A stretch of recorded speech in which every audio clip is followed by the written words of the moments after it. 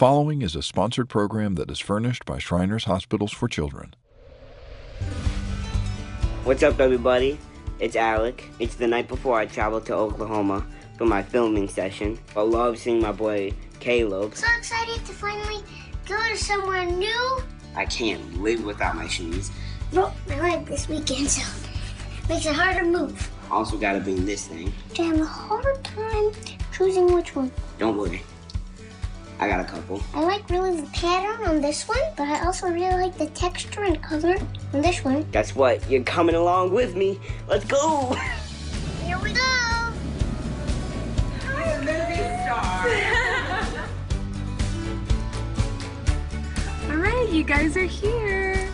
We're at this beautiful theater. Right now, we're about to go get some makeup. I'm about to get a lot of makeup. Woo!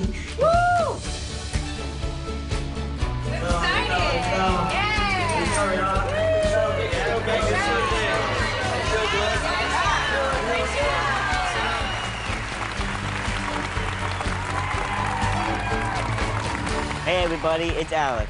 And I'm Caleb. I'm really excited about this show today, Caleb. Me too, Alec. I couldn't sleep at all last night. It felt like Christmas Eve. Well, the stories we have to share today are better than any Christmas gift. That's true. So what are we waiting for? Let's get going. You got it, Caleb.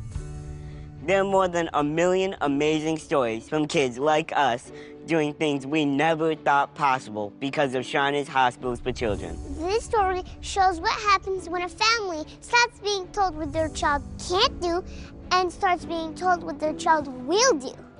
She's a ballerina, you know? Yeah, I've seen her dance. I've been practicing my own pirouettes.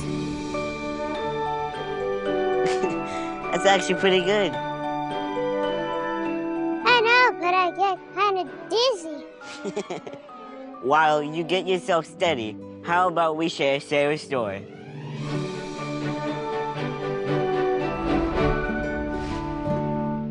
On May 25th, 2011, we went for our 20-week ultrasound. In my head, you picture this baby that you want when you go to have your ultrasound. They told us that we were having a girl. We were very excited, but then in the next moment, they told us something was wrong. They turned the ultrasound screen away from me automatically. The hospital had never seen anything like this, and they needed to rush us over to meet with the specialist. We were both devastated, but we weren't giving up hope. We saw 4 different doctors, and they all said that she would never walk, crawl, stand up, sit up. Sarah had no leg, and part of her back was missing. They weren't sure if she would make it through the pregnancy. The greatest struggle is, I think, the fear of the unknown for her. I don't know what's gonna happen. My mother knew somebody that her husband was a Shriner. He had told us to make sure we contacted them as soon as she was born and make sure she would do everything that all the other doctors said she wouldn't do. We had our first doctor's appointment at the Shriners at 5 weeks old, and they looked at her and they're like, we know exactly what we have to do so we can start a prosthetic with her. We worked really hard to get her off the crutches and get her off the walker. And that's when she took her first official steps for us without any help with anything. Girl, keep coming. She has just overcome every struggle and every barrier that's ever been placed on her. And it goes back to the Shriners where the nurses, the doctors, all her care providers, they always believed she would do it. And we are so grateful for them. Look, Mommy, I'm walking. Hey, great job. She never looked back. She started dancing. She started T-ball and got to run the bases, and then her whole team was clapping for her. She really has no limits. That's all because of Shriners Hospitals for Children, because they believed in her and they believed in making sure that she was just an everyday kid. We would not be able to be where we're at today without them, and we are so blessed to have a Shriners kid. And we are so thankful to be a part of their family. Shriners Hospitals. saved our family.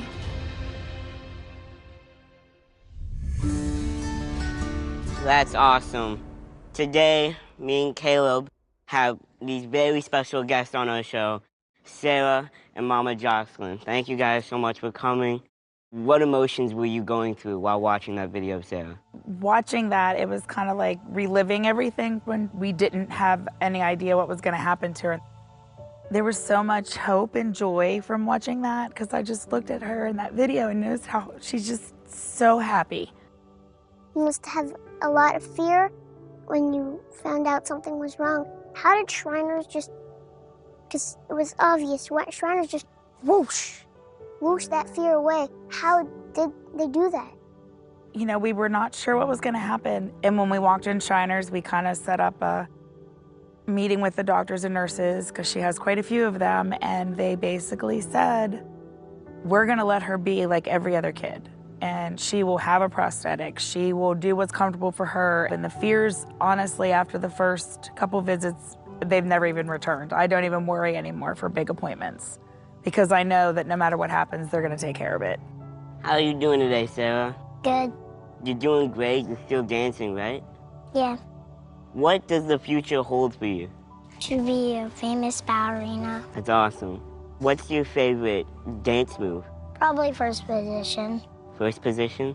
Me and Caleb, we were practicing our pirouettes. Oh, no. You want to show her? Okay. You ready? 1, 2, 3. Nice. We're learning from the best from you, Sarah. Mama Jocelyn, you've done a great job raising Sarah. What would you tell a mother who was just told that their child will have this disability for the rest of their life? I would tell that mom or dad that there's going to be daily struggles, you're going to have a lot of heartache, there'll be lots of tears, and then when you're sitting there and watching your daughter play t-ball or do her ballet, you know that those tears weren't even worth it because the Shriners gave her what she wanted to do and they believed in her. So what would you say to somebody out there that was thinking, should I donate? What would you say? What would you tell them? I would say absolutely. The money that they raise and the money that you are giving, the kids benefit from it and they can see that. She's living proof that that donation makes a huge difference. Stories like Sarah's are filled with hope and inspiration. Would you do me a favor and pick up the phone right now and call this special number to become a monthly supporter of Shriners Hospitals for Children for as little as $19 a month. This way, other kids who need their unique care can get it. Or you could go to loveshriners.org if you want to. The monthly support of people just like you is what makes success stories like Sarah's possible. Just think of it. One small monthly gift from you will change a child's life like Sarah's forever. That's so amazing. This is why Caleb and I do this. We've been helped so much by Shriners Hospitals, and we get to see firsthand how kids' lives are changed. It's the least we can do to say thank you. Will you join with thousands of other caring people who give monthly support to Shriners Hospitals? It's super easy to make such a big difference for kids like Sarah, Alec, and me. Just a couple of minutes is all it takes. Please, call or go online right now. If operators are busy, call again or go to loveshriners.org now. Please call or go online to help a child like Sarah with your gift of just $19 a month, only 63 cents a day. Alec and Caleb will be right back. Right now, we have another amazing story about a young lady who has overcome the odds and is doing things others said were not possible. And this story shows how a life can be changed when family and Shriners Hospitals come together to help a child. When I first met Grace, there was a bond, and immediately I felt like her mother. She is a brave little girl, and I believe she came into our life for a reason. We adopted Grace when she was 15 months old, and I didn't know what it was, but I knew something was wrong. They said she was delayed, born 3 months premature because she had cross eyes, cried a lot. She drooled a lot. She never smiled. She couldn't even open her hands or extend her arms or hold her head up. When we got the diagnosis and found out she had cerebral palsy, we were really scared. There was nothing in me that was prepared or oriented to a child with disabilities. Had no information, didn't know what it was really, what to do.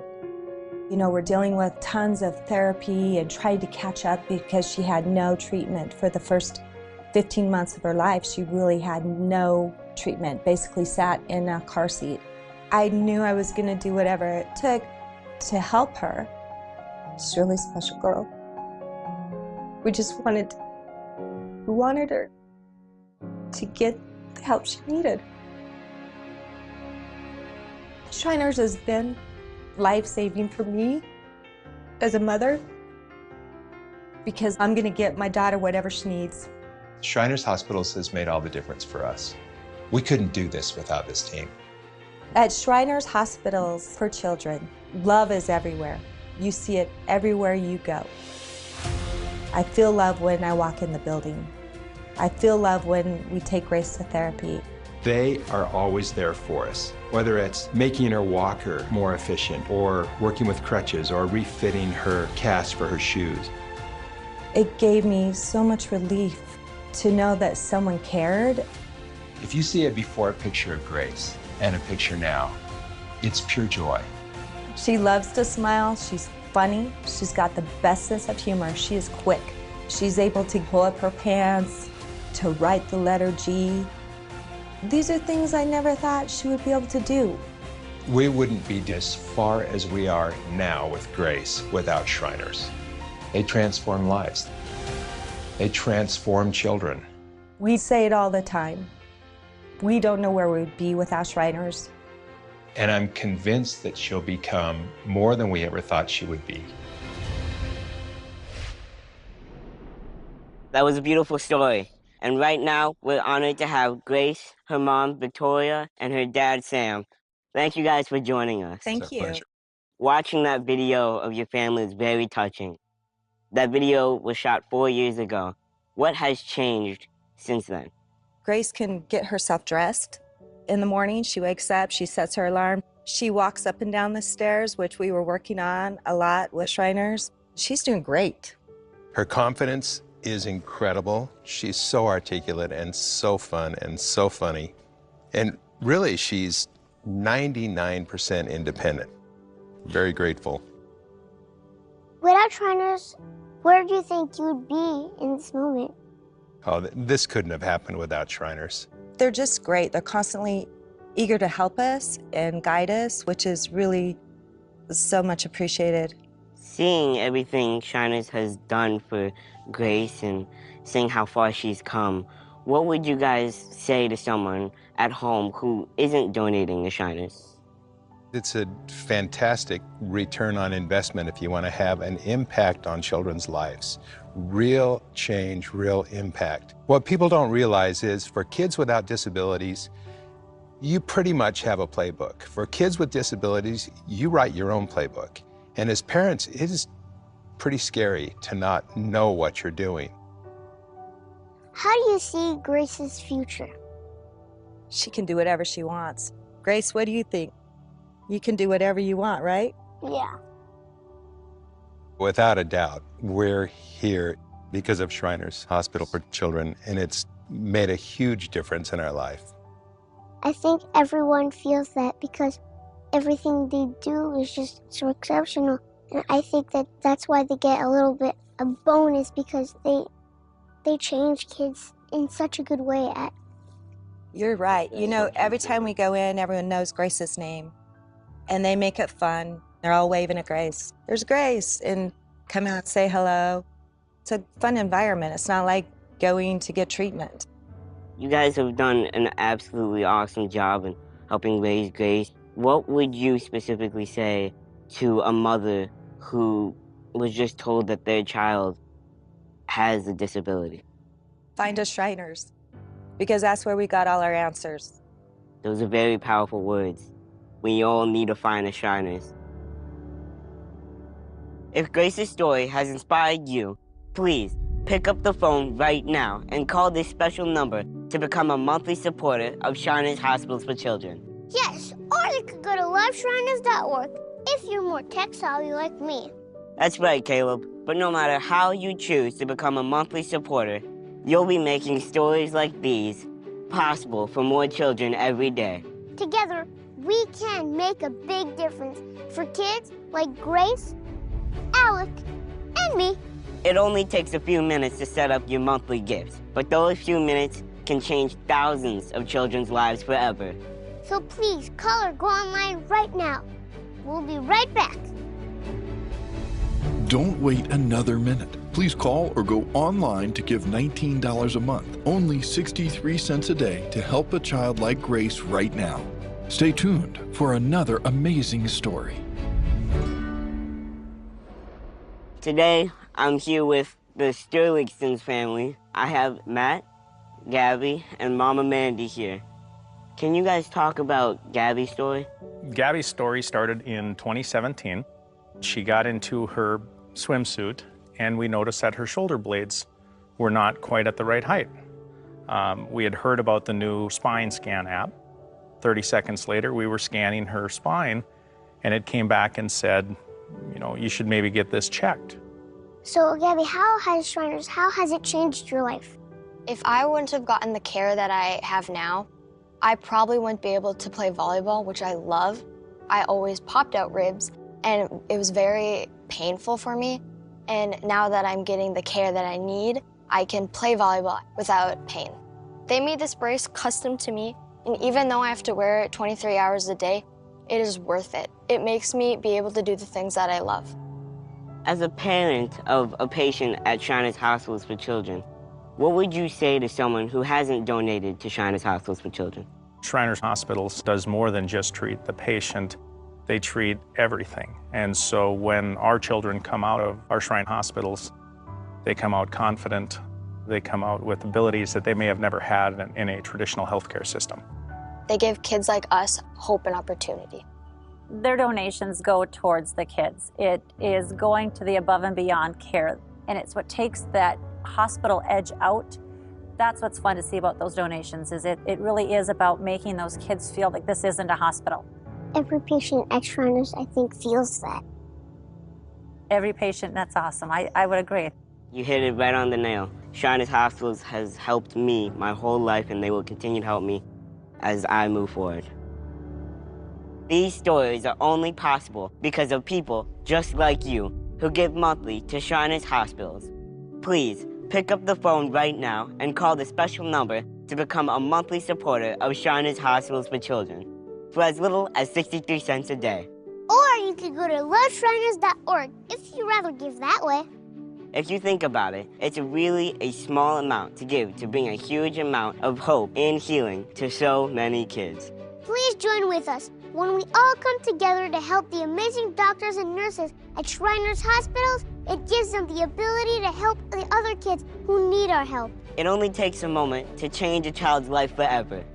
Please call or go online right now. We'll be right back with another amazing story about one of our friends at Shriners Hospitals for Children. You'll be helping a child like Gabby when you call or go online to give $19 a month, just 63 cents a day right now. Alec and Caleb will be right back. We've shared some amazing stories of hope and overcoming. Hold on. We've got one more story to share. What? We do? Yep, this one's my favorite.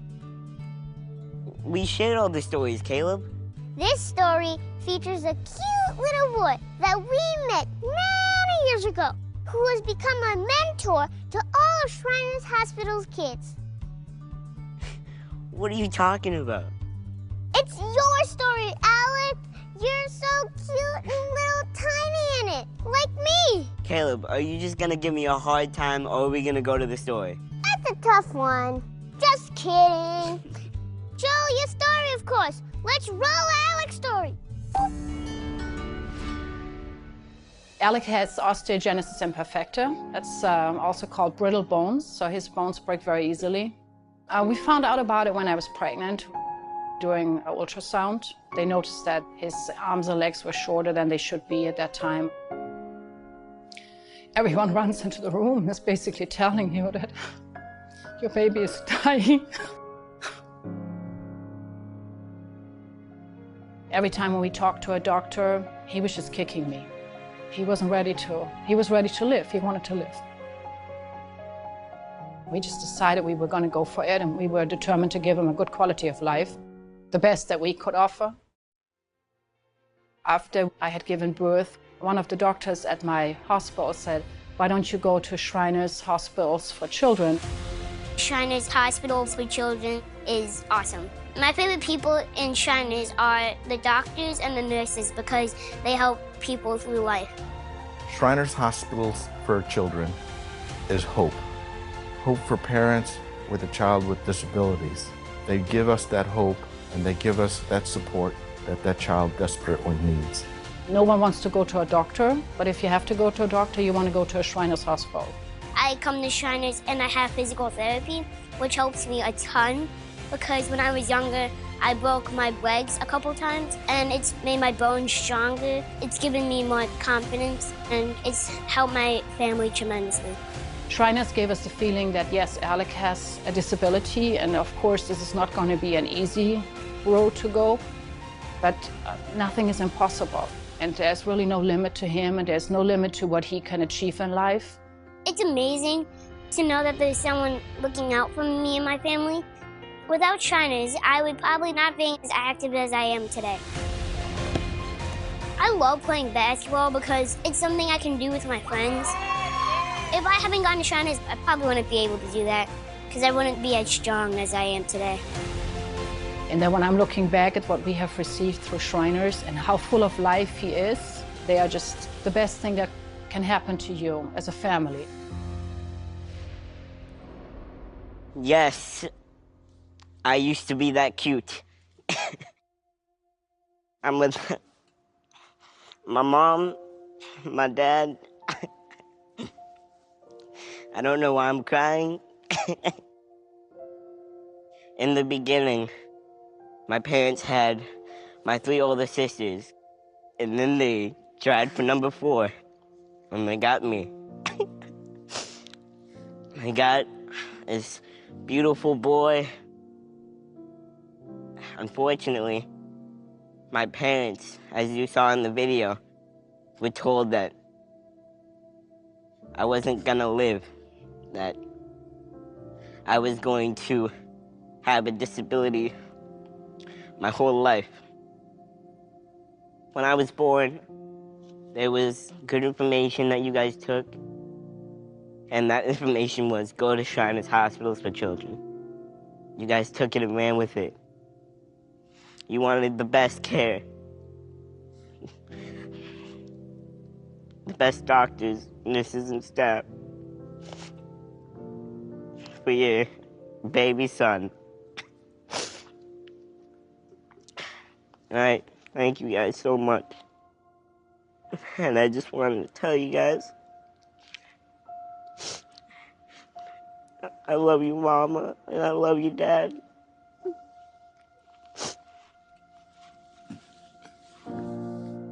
We love you too.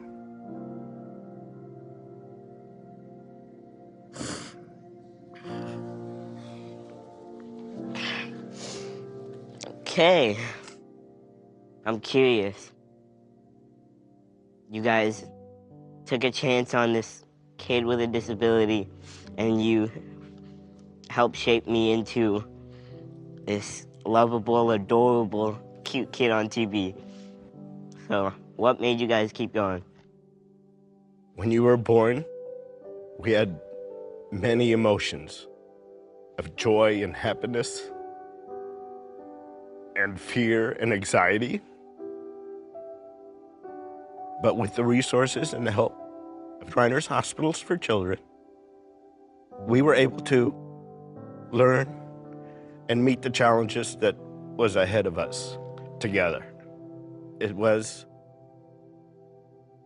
of you being able to live a life as independent as possible and to the fullest extent of your potential. And we're so very proud of you and love you so much. Can you guys talk to me about what it was like to hear that your son will live with a disability for the rest of his life? Well, when we first found out, obviously we were very scared.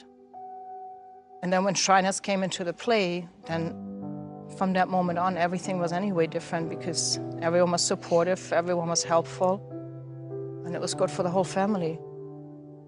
I think it made us stronger as a family. What would you guys tell someone who is watching at home and who is struggling to decide whether or not to donate to Shriners Hospitals for Children? Well, if you look at you and all the other kids that we have also seen here and that we see every day at Shriners, I mean, obviously, you accomplish so much in life. And so when someone wants to donate money, that is really money well spent. It helps families, takes a lot of burden off the parents. Shriners is just there for you guys, not only, you know, from a medical perspective, but also supports you in fulfilling your dreams. I mean, look at you, you have so much self-confidence. And I think that has a lot to do with the fact that we have gone to Shriners. If someone wants watching television and they are questioning themselves if they should donate or not, yes, absolutely. I'm the person I am today because I have your traits, Dad, and I have your traits, Mom. I'm not gonna tell you which ones because that's gonna lead into another discussion later. We don't have enough time for that. But I just want you to both to know that till the day I die, I love you guys very much. And to all my family out there watching, I love you all. That's all the time we have. Call the number on your screen and think about donating to Shriners Hospitals for Children. That was a powerful story Alec and his family just shared with us. If you haven't called, can you please pick up your phone and call right now? Or go to loveshriners.org to give so that other families like Alex can get the help they need. Thank you so much for giving. We want to thank you for joining us today and letting us share our stories with you. It's the support from people just like you that makes Grace's story possible. Because people give monthly support to Shriners Hospitals, Sarah's life is full and she is able to dance. It's true. Gabby is able to play volleyball. Your monthly support changes lives like ours every day.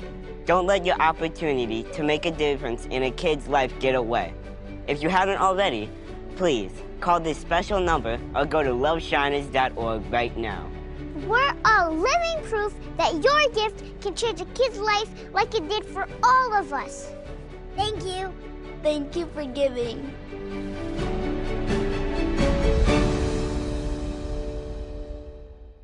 The preceding was a sponsored program furnished by Shriners Hospitals for Children.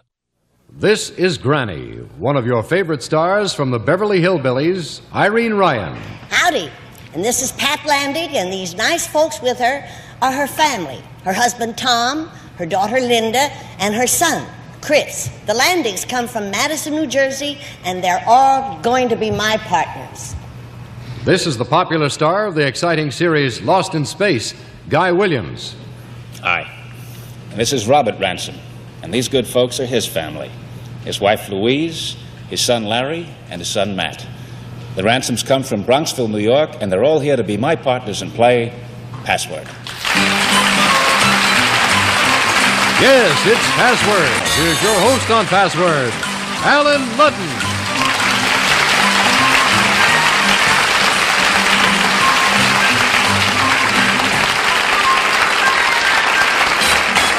Well, good afternoon.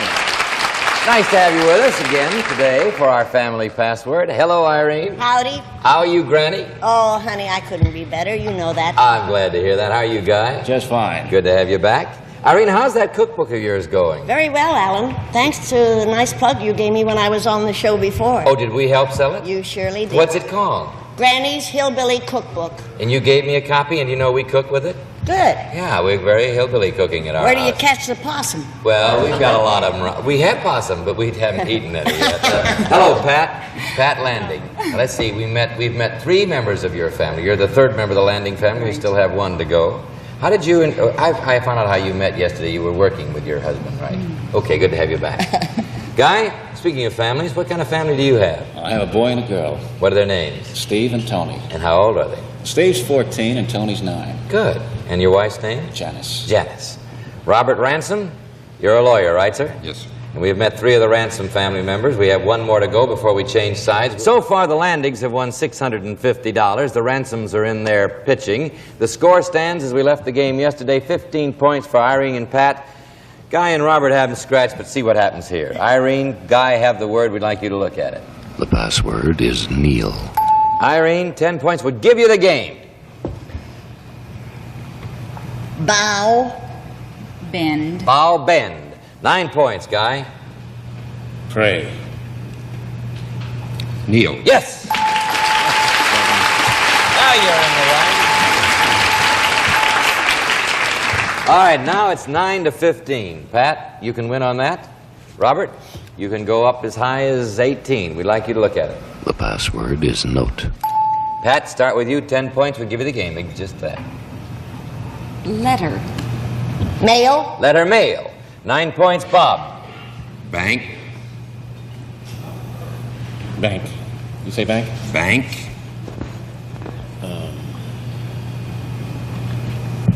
5 seconds, Guy. Deposit. Deposit. No, 8 points, Pat. Right.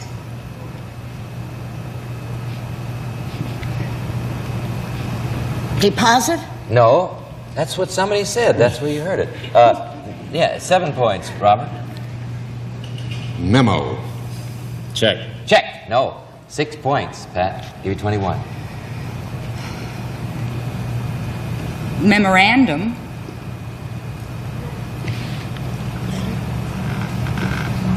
Five seconds, Granny. Note. Yes. I'm sorry, I didn't mean to scare you.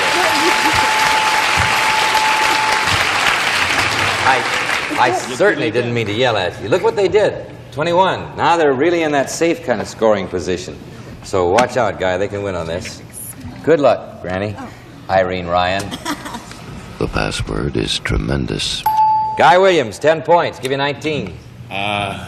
Horrendous. Terrible. Horrendous, terrible. 9 points. Give you the game, Irene. Stupendous. Gigantic. Oh, 8 points, Guy.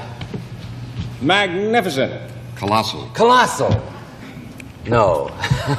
7 points, Irene. Give you the game. Greater. 5 seconds. There goes your time. Horrible. Horrible? No. 6 points. Huge. Large. Large. 5 points. Give you the game, Irene. Larger. Colossal. No. 4 points, Guy. Colossaler. Colossaler. No, that's a. Is that all right? That was a slip of the finger, wasn't it, Doctor? Don't. Colossaler is a good clue. Largest. Largest. No. 3 points. Give you 24, Irene. Greatest. 5 seconds, Pat. Universal. No. Greatest universal. No. 2 points, Guy. Titanic. Stupendous. 1 point, Irene.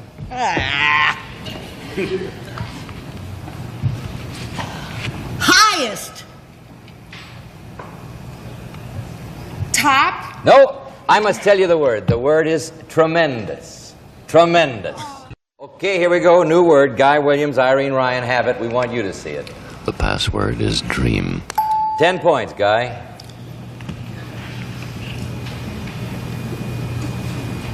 Somnambulist. Sleeper. Sleeper. Well, you know the word. 9 points. Give you the game, Irene. Unreal. Illusion. Illusion. 8 points. Guy. Fantasy. Green. Green. Very good.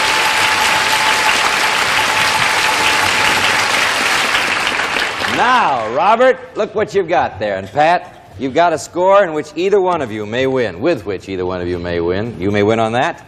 You may win on that. Study it well as they look at it. The password is bonus. 10 points, Pat. Dividend.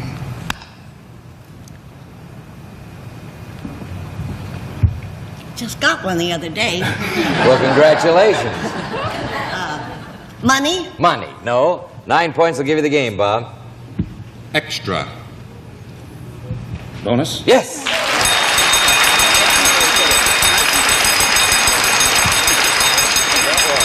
Take a picture of the Ransom family. You happy about that? You're very happy about it? Your dad won. You see, you had to have the old man come up here to get some money. All right. By golly, the Ransoms are on the march. They just have won $100 and a chance to win $250 in the lightning round. You ready to go, guys? All right. In 1 minute. Here's the first word. Oh, that's a great ping. All right, 1 minute. Start. Wait, hold. Stop the clock. I'm talking too much. Start. You go back, please. Take the clock back. All right. Go. Dish. Pan. Porcelain. Plate. Yes. Ocean. Sea. Yes. Start. Finish. Say anything. You think he's got it? First. Begin. Yes. Aggress. Force. Strike. Hit. Invade. Smash. Fight. Attack. Yes. Hard. Soft. Yes. Very good.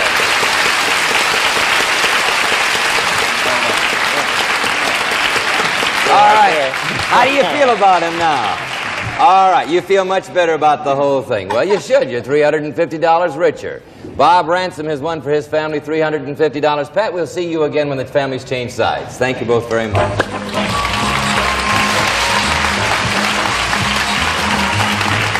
All right. So far, 3 members of each family have played Password. Now let's meet the youngest members of the family, shall we? Irene Ryan, meet your new partner, 12-year-old Chris Landing. Hello, Chris. Guy Williams, meet your new partner, 12-year-old Matthew Ransom. Hello, Matt. Okay, Matt, let's talk to Chris first over here. Chris, what grade are you in? It's the 5th. You're in the 5th grade. Matt, do you have any hobbies? Yeah, skiing and baseball. Skiing and baseball. And what grade are you in? 6th. You're in the 6th. All right, we'll see what the 6th or the 5th grade are going to win on this. Here we go. The first word goes to Guy, and you start, Guy, and Irene, and as they look at it. The password is belly. Wait, now, 10 points, Guy. See if you can get Matt to say it. Stomach. Say it again, please, Guy. Stomach. Belly. Yes. Very good.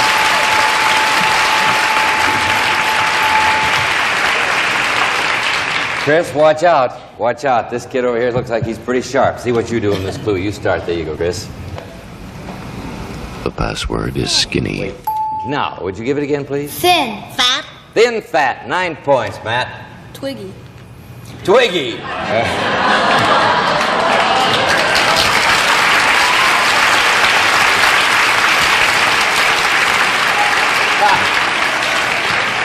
I'm with you, Matt. All right.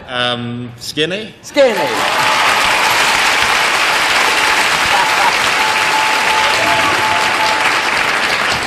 Matt, how do you like skinny girls? No. No. Playing with Guy and Irene, the 12-year-old members of the Ransom and the Landig family, Chris over here and Matt over here. They had 19-0. Let's see what happens. The password is clown. Irene, watch out. Matt and Guy can win on this. We'll start with you, though. Comedian? Funny. Funny.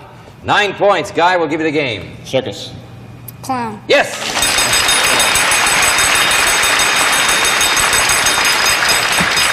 Very good.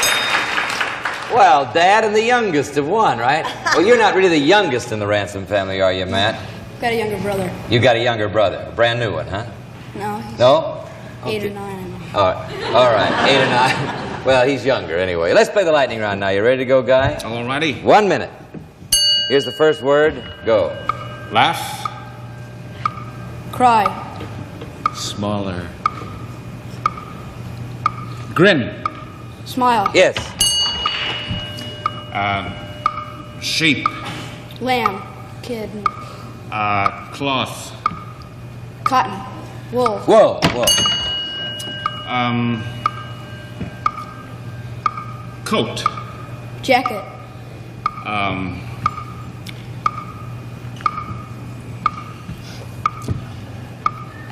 Closet. Closet. Airplane. Fly. Give me another word. Another word. Sweet. Sour. Hard. Sugar. Chocolate. Candy. Yes. Pants. Trousers. Oh, no, I'm sorry. Okay, let's go back to that other word that he missed. Hanger was the clothes in the closet. Hanger and an airplane hanger. And the last word was slacks. But you did very well. Let's see what the total now has been. For the Ransom family, we have $600, and for the Landings, we have $650. Okay, now we're going to change sides. We're going to move the Landings family over here to Guy Williams' side and the Ransom family over here to Irene Ryan's side. Matt and Chris, if you'll just change seats in the families, if you'll switch over right now, will you please? All right, we have the Ransom family over here represented by Matt and Chris Landing over here with Guy Williams, and so we'll start now our second set of games. You ready, Irene? You're going to be playing with the Ransoms now. You're going to play with the Landings now, Guy. As they look at the word, we'd like you to look at it. The password is prize. Okay, Irene, 10 points. See if you can get Matt Ransom to say that word.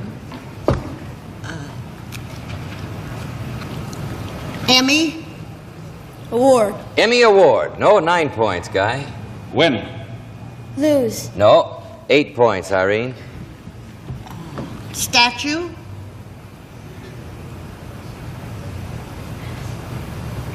Five seconds, Matt. There goes your time. Okay, 7 points, Guy. First. Last. First, last, no. Add him up. 6 points, Irene. Win.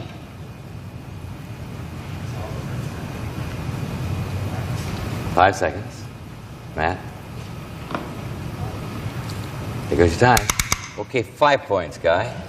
Gift. Receive. No. 4 points, Irene. Cracker Jack. Prize. Yes. There you go.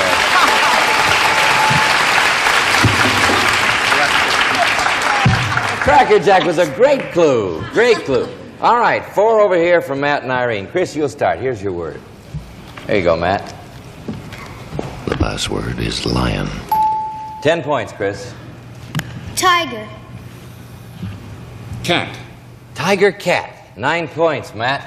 King. King. Lion. Yeah.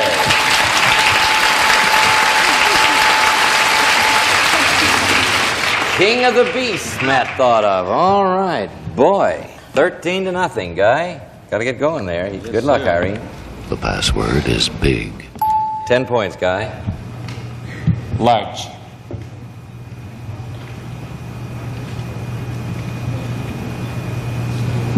Say it again, please. Large. Small. Small. No. 9 points, Irene. Grown.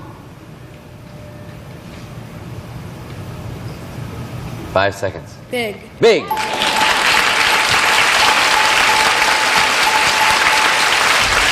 Ransom, you should be pretty proud of this fella. You are, aren't you? Boy, look what your score is. 22 now. Chris, you'll start. Oh, my little man, just don't get excited. Everything will be all right. Okay, Chris, there you go. Matt, as they look at it, we'd like you to see it. The password is vacation. 10 points, Chris.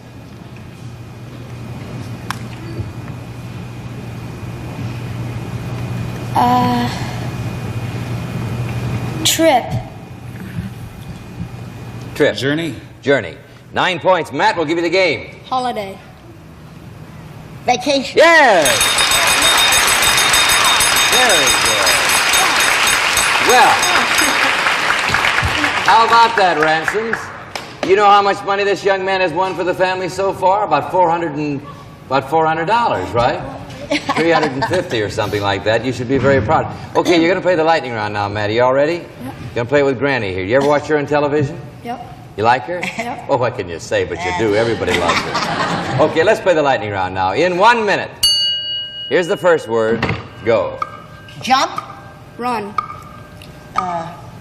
Fall. Little. Hop. Hop, right. Game. Play. Bridge. Cards. Yes. Ketchup. Mustard. Yes. Singer. Actor. High. Voice. Soprano. Yes. Camel. Hump. Trunk. Elephant. Yes. Very good.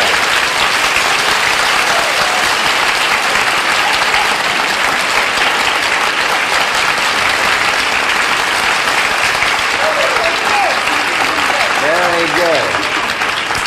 Let's see, Matt, you just won $350 and you brought the Ransom's winnings up to $950. Miss Ransom, just nod your head. Does this boy make pretty good grades in school? Excellent grades, huh? Well, that shows. You're a very bright boy. Chris, you did a good job, too, though. Don't you for 1 minute think you didn't.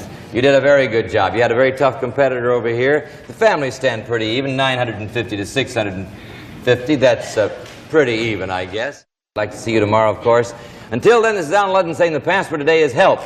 If you have any spare time, your local hospital can always use volunteer help. So long. See you tomorrow, I hope. Each of our families on today's program will be given a 20-volume 1967 World Book Encyclopedia containing 12,000 pages, representing the work of 2,500 consultants and contributors. This has been a Mark Goodson, Bill Todman production. Alan Ludden's Wardrobe by Paul Stewart, New York.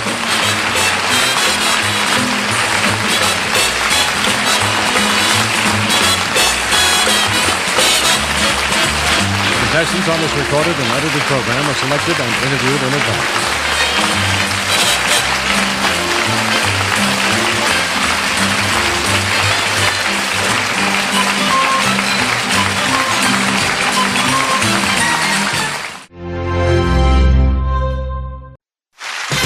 It's a game for the uninhibited, and our stars this week are Shelley Smith and from Magnum PI, Roger E. Mosley. Watch their bodies do the talking on Body Language. And now here's the star of Body Language, Tom Kennedy. Hello there. Hi there. Hey, thank you very much. Thank you for your very kind reception. Happy to receive it on behalf of all of our players, one of whom is Shelley Smith. She's right over here, and she's ready to play our game. Shelley, you have done an awful lot of commercial work in your time, haven't you? Yes, I have. That's right. Is that where you started? Well, I started modeling, and I was doing commercials at the same time, yeah. How many commercials do you think you've done on television? On television? Yeah. Probably, I don't know, somewhere over 100 anyway. No kidding. Yeah. Lip Quencher is the one that everybody remembers. Oh, most, yeah. yes. What you whistle. Yes, that's like right. a little guppy. Is that one still running, or isn't No, it? not anymore. It isn't. No. Get a new pair of lips and do another one. Yeah, really. Here is David Hess, the other member of the green team, and David has $15,400. And David, briefly, your vocation is? Well, thank you. Currently, I work for a floral delivery service, but that's just moved into California about 2 months ago from Florida, where I was a former high school band director and professional trumpet player. That's right. And I'm single and have $15,000 to go find a wife. And very smart. It's very nice meeting you, by the way. Really. Flowers would be nice, too. I wouldn't mind the flowers. Good luck to you. Now, over to the Jockos here. Roger E. Mosley, ladies and gentlemen. They're getting... That means bunt. Getting their signals straight. Roger, he said on yesterday's show that he came prepared because the last time on this show he got a terrific workout. So this time he's really prepared. I've been practicing for months for this. Softball outfit today, Now we're in the huh? softball here. Roger, seriously, I guess you've played just about every sport there is, haven't you? That's right. That's right. Were you going to go into that professionally before you went into showbiz, or are you still flirting with sports? Well, I did go in professional for a minute, but that's another story. Which sport? Oh, that's another story. I'll bet it was football. Well, it was hopscotch. And I tried to get it into the Olympics. That's a lot of skill. You're hopping on one leg, eye-hand coordination, balancing on one leg, knowing when to spread when you get to the double squares. I'm trying to get in the Olympics. Hopscotch. I'll be one of the best. He's not kidding you. You're right. That's right. And he also has a little copper mine he wants to talk to you about if you'll buy that. Here is Liz Mitchell. She has $9,600. And Liz is from El Paso. That's right. And Liz called into this show having watched it, and here she is now in Hollywood playing with Roger E. Mosley and then really enjoying it, aren't you? Oh, tremendously. I'm just having a blast. And this will help with tuition, won't it? Oh, boy. Law school is expensive. Yeah, I know it is. Well, we're happy for you, Liz. Let's keep it up. Now, the object of our game is to act out a series of words to help your partner solve a puzzle. We'll show them how it's done. Come with me, Shelley. David over there. In a little bit, we're going to show a puzzle with 7 words in it, but we're going to give you now 5 of those 7 words to act out in 60 seconds. The more words you get, David, the easier it will be to solve the puzzle. So let's do it. 60 seconds on the clock. Here's your first word. Go. Okay, you're riding a bicycle, your shopping cart in a grocery store. Oh, the whole grocery store. Going shopping, about grocery shopping, grocery store. Shopping, grocery store, buying groceries, marketplace, going to the market. Market, store market. Oh, pass. Pass. Okay. Okay, you're playing. Oh, you're afraid of fear of flying? Fear of flying is it. Next. Okay, you're opening a book, a magazine, a newspaper. Oh, you see obituary. Oh, comics, comic strip. Well, something's funny. So, gossip, gossip column. Gossip, oh, Rona, is it the gossip column? Pass. Okay, you're sleeping.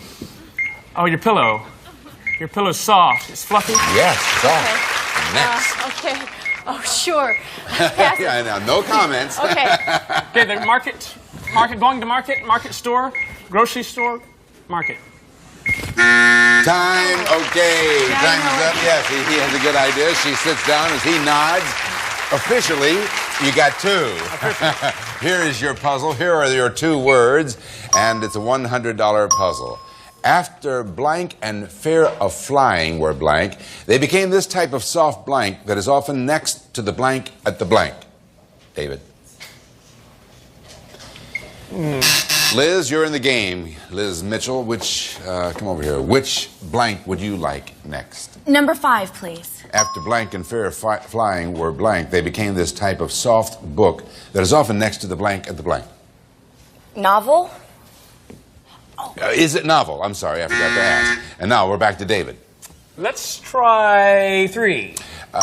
After blank and fear of flying were bestsellers, etc. David? Would it be paperback? Is it paperback? Yeah. Those are books, Fear of Flying. After what was that first one? Oh, Hollywood Wives. Why didn't you go for that? I love Jackie Collins to death. She's a wonderful writer, but that was very hard to do. I was just trying to think of wife, and I guess like Hollywood and wife or something. Yeah, okay. After Hollywood Wives and Fear of Flying were bestsellers, they became this type of soft book that is often next to the National Enquirer is what she was after. You were after a particular columnist or a column. At the... Supermarket. At the end, she was going to go for Superman to make... But I was going for Superman. Yeah, that's right. And so that means the green team has $100 and the first team to reach $500 wins our game. And they get a chance at $10,000. Back with Roger E. Mosley's softball team after this. All right.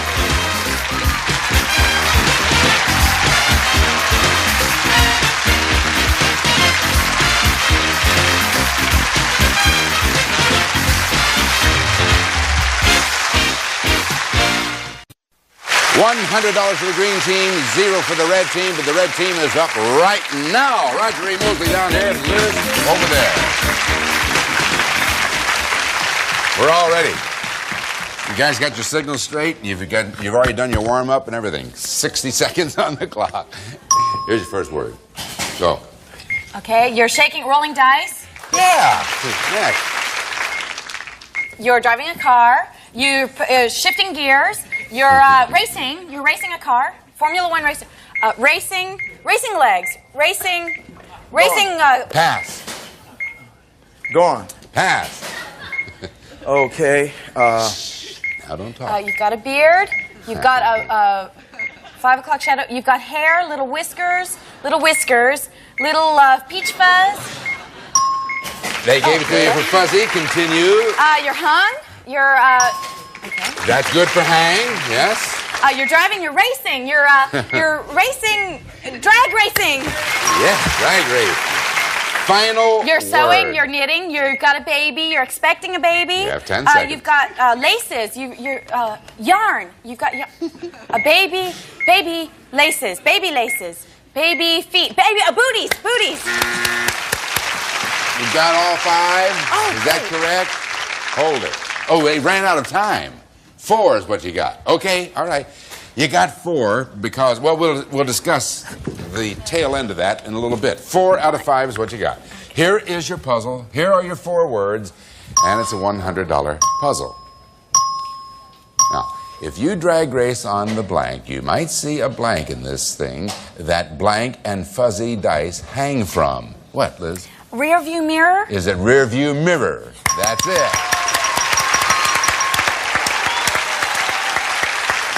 Now, Liz, the reason I wanted clarification on that is because you said booties, you also said baby, but you didn't say baby booties together. Right. I wanted to make sure that you did not get that. If you drag race, it was drag race, you got that, didn't you? Eventually, yeah. On the freeway, you might see a Smoky. What is a Smoky? It's in Texas. It's one of those cars that gets you every time you're driving from El Paso to Houston. Highway Patrol. The Highway Patrol. Officer of the law. You might see a Smoky in this thing that baby booties and fuzzy dice hang from, and that ties the score, $100 apiece. Ferocious contest. We'll be back with our $250 puzzles right after this. All right, Liz, get over there. Hey, yeah.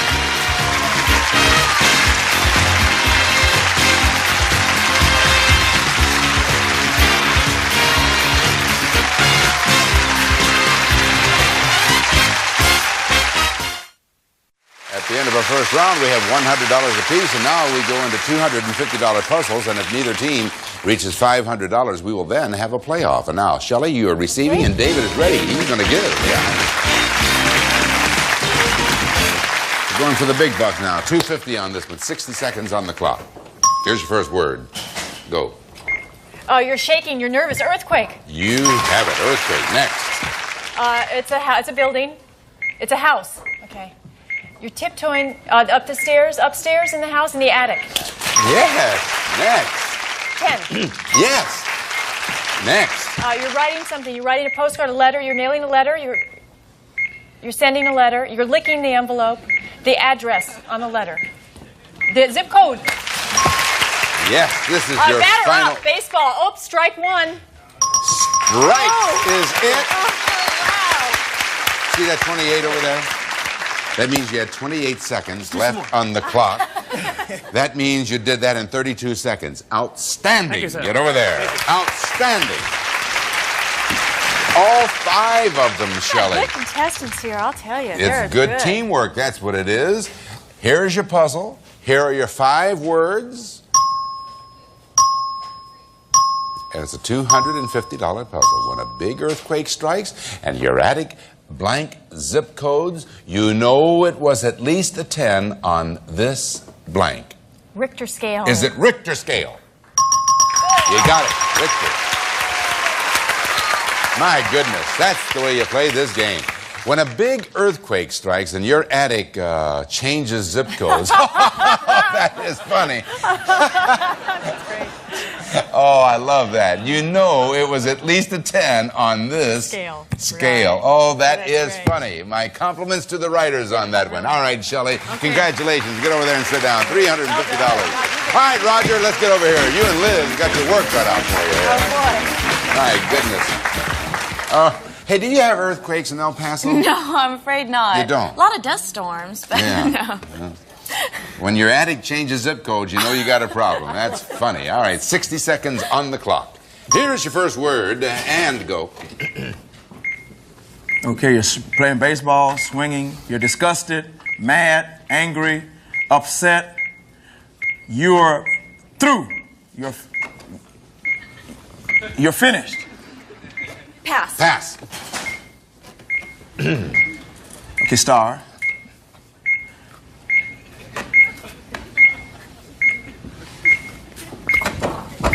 Okay, athlete, football player. Pass. Now, pass. You're biting your nails, you're nervous. Biting your nails is it. Next. Okay, you pledge allegiance to the flag. Yes, pledge. Next. You're drinking something. Yes, drinking. Continue. We're repeating now. You're smoking a cigarette, grass, pot, ash. You quit smoking. Quit is it. You have 4. This is your final word. Okay, time is running out. Second hand. End of the game. We won. Victory. Good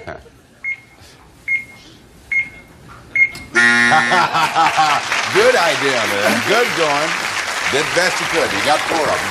All right. Here's your puzzle. Here are your 4 words. And as you look at those, it's a $250 puzzle. At a blank blank, you might make this pledge to quit blank drinking and biting your nails. Roger? At an Alcoholics Anonymous convention? Is it an Alcoholics Anonymous committee? No. Shelley? Gee. Shelley, which blank next? Number 5. At a blank blank, you might make this pledge to quit smoking, drinking, and biting your nails. What? A New Year's resolution. Is it a New Year's resolution? Resolution is it. I got New Year's Eve party when she did it. Well, that's exactly what it number was. 1, Could we maybe. see number 1? It's at a New Year's Eve party. Now, when she gave you the star, that star can mean 2 things, either a star person or simply a famous event. And that's what she meant by that. At a New Year's Eve party, but you were thinking in terms of a sporting event, weren't you? Either that or a sports star. Time running out, and then she Yeah. I thought her team won. Yeah, So, yeah, that's right. Like the Lakers and the Celtics recently. I forget who did win that NBA championship. The Lakers, convincingly. I see. At a New Year's Eve party, you might make... You mean in the Boston Arena they won? They won. That's in unbelievable. the sweltering match with the bad floor. Are you sure about that? Positive. At a New Year's Eve party, you might make this pledge to quit smoking, drinking, and biting your nails. And that wins the game for David. Now, Liz... Mitchell, that's only your first loss, so you're going to continue playing. But David and Shelley are going to have a chance. They're going to have a $10,000. Thank you very much. I got stuck there. So far, David has $16,000. Here comes another 10, and he'll tell us whether he wants to give or receive right after this. Go over there and sit down.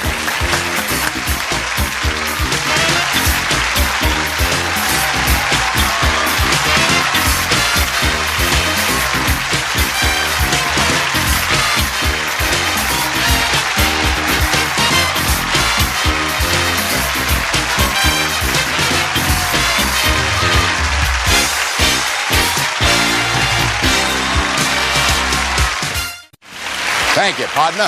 Liz Mitchell has $9,700. She's going to relax for a moment as we give David Hess, who so far has $16,000, another chance at $10,000. David, do you want to give or you want to receive? I think I will give. All right. That means you go down here, and we wish you the best of luck. And Shelley goes over there. Thank you, Roger.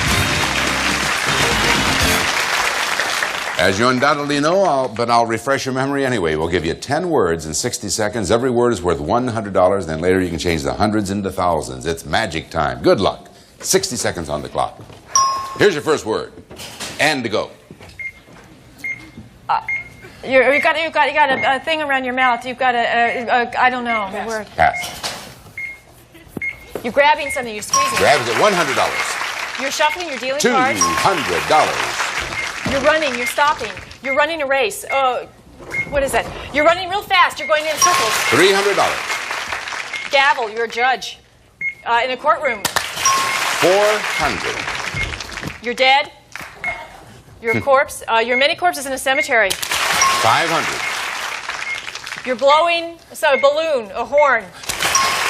$600. You're putting laying bricks. You're a bricklayer. $700. You got a tail. $800. You got an arm and a sling. Yeah. $900. Final one. You're a mugger. You're a thief. You're tying people up in a bandage, and I know what it is. I can't think of it. They've got something in their mouth so they can't talk, and you're going to steal it. Oh, yes. What is that, Shelley? Yes, what is it? And when you say I can't, they've got me in a. I don't know it. It's a gag. Gag. Oh, Yes. gag. Oh no, the gag. I wouldn't have had gag anyway. Well, this is also a gag. You're right. That's a gag. And the other gag is, I want to tell you, take my wife. You know. Right. But anyway, you got 9 of them. That's $900. And the 900 can now become $9,000, and that is no gag. This time it is 20 seconds and 3 words. All 3, 9,000. 20 seconds on the clock. Here's your first of 3 words, and go. You're putting on a hat, a bib, a bonnet, a hair, a scarf. 1 down, 2 to go. You're eating something. You're chewing on something. What are you chewing on? It's round. Is it food? You're chewing on a rib. It's round. It's meat. It's a rib. It's corn. Corn on the cob. No. You're taffy. Oh, I know. That's tough. What was it? Well, keep on going with that. You didn't get it. You got the 900, but go. Go ahead. Do some more. You're opening a door. You're coming in. This is just for fun. Pulling a drawer, and you're taking something out of the drawer. Okay, you open up the milk. Okay, it's the icebox, yeah. Okay. And you're taking something out of the icebox, Yeah. and it's a vegetable. It's a carrot. There you go. Oh, No, celery. no. That's it. It was celery. Okay. Celery is lumpy celery. It was really old celery. But But you got $900, and we'll be right back, folks. Come on down here, Roger and Liz. Oh, yeah. That rabbit will use in carrots, but maybe...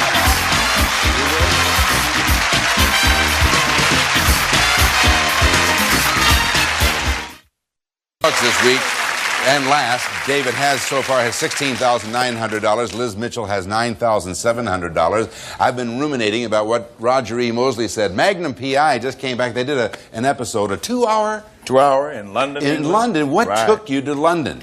Well, Higgy Baby had a problem. Oh. So we had to go help him. We had to go take care of a mansion for Robin Masters. It was really. You got to watch this show. I mean, And is that your opening episode for next season? Episode for next and season. Season number what, Roger? Season number 6. Oh, how sweet it is. 6 years. See you tomorrow, same time on Body Language. Bye-bye.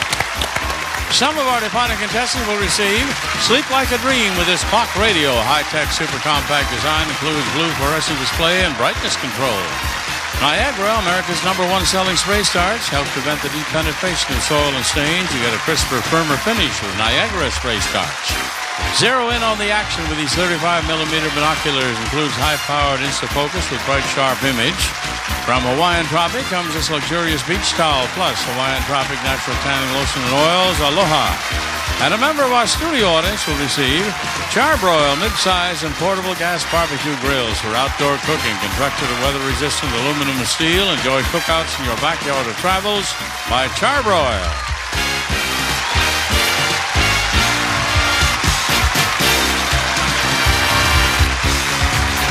This is Johnny Olson speaking for Body Language, a Mark Goodson television production.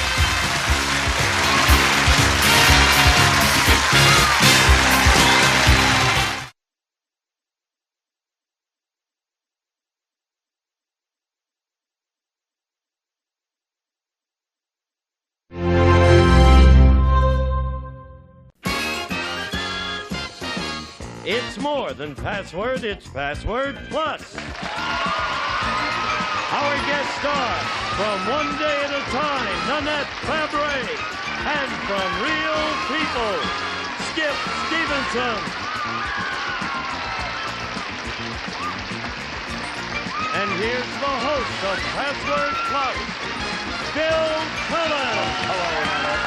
There you are. Hello. Thank you. Hello, Skip. Thank you, Gene.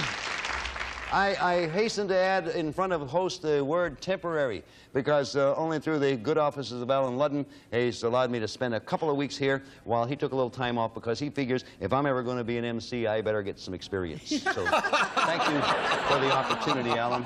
And Alan will be back with you before you can say whatever it is you usually say. Thank you for being with us again, Nanette. Yes. And you too, Skip Stevenson. Of Real People? Real People, yes. Quite a success. Well, now we have our two celebrities. May we have our players, please? Hi, Linda. Mark. Hello, Linda. Welcome back. Linda Tenney, our champion. You are married. You have how many? I have two children, Two twin children? boys. And you're going to have one more. We're going to have one more. We're hoping only one this time, although my mother-in-law keeps pushing for twin girls this time. Well, you got some mother-in-law, I'll tell you. Yes, That's what I she's call great. interference. You have this far won $1,300, and $100 going for you in this game. And back with us is Mark Draper. Hello, Mark. How do you do? Tell us a little about you. Well, I'm a writer. I'm from San Francisco, a master of the English language. I love this game, and I'm going to take some money away here. Okay. Thanks. I'm not kidding. I love this game, too, but if I couldn't take some money away, you wouldn't see me here, I'll tell you right. Mark, just for all that, we're going to give you the option. There's your first clue and password. And to you, Linda, people at home, take a look. Mark, you want to play or pass? We'll play. Okay. Rogers. Hammerstein. Okay. Linda? That wasn't the answer? No. Oh, I'm sorry. Cowboy. Roy. That's it. That was the answer. See that? The old master of the English language was hoisted by his own Really? petard there. You're going to get a chance now to guess the puzzle, Nanette. You got the clue Roy up there. Is it Dale Evans? Is it Dale Evans? My goodness, that was a pretty good guess. Linda, the option But it comes wasn't over right. to your side. No, like Hammerstein was good too, and that wasn't right. And Linda, you have the option. I will play. All right. Evans. Dale. Hey, now we're going. You're hot, Nanette. Nanette, it is your guess. You have Roy, you have Dale for $100. Well, Trigger wasn't their horse, but No. it was something like that. Well, I don't know. Is that you want to say that? Yeah, sure. Okay. Is it Trigger? I didn't know. That was his horse. Was it? Was it? I didn't know that. I thought it was Tony. No, that was Tom Mix's horse. That was. There you are, Mark. Don't miss, Linda. Linda, it is your shot. No psyching of your opponent, please, Mark. You can only be a master of the English language, not Okay. psychology. We do that here. Okay, I'll play. Okay. Horse. Trigger. Well, look at that go. You got...